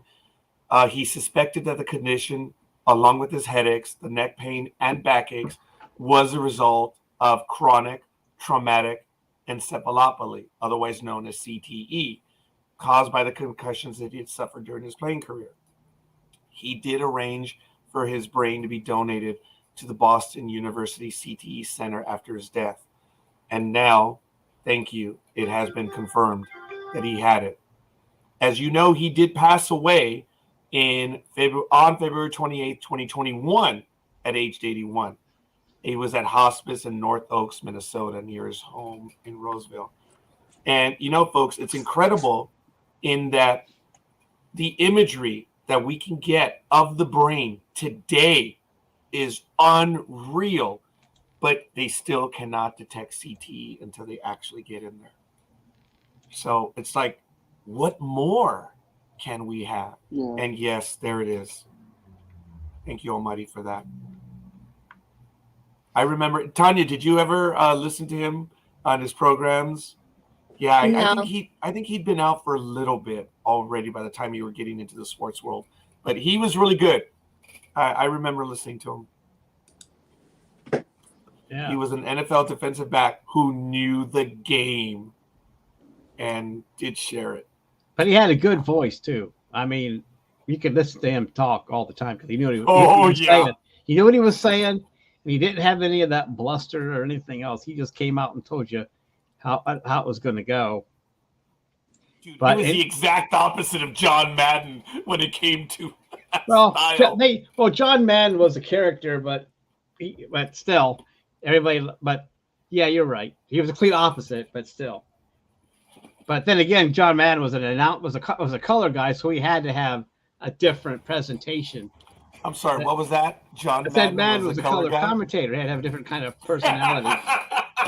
What are you talking? That.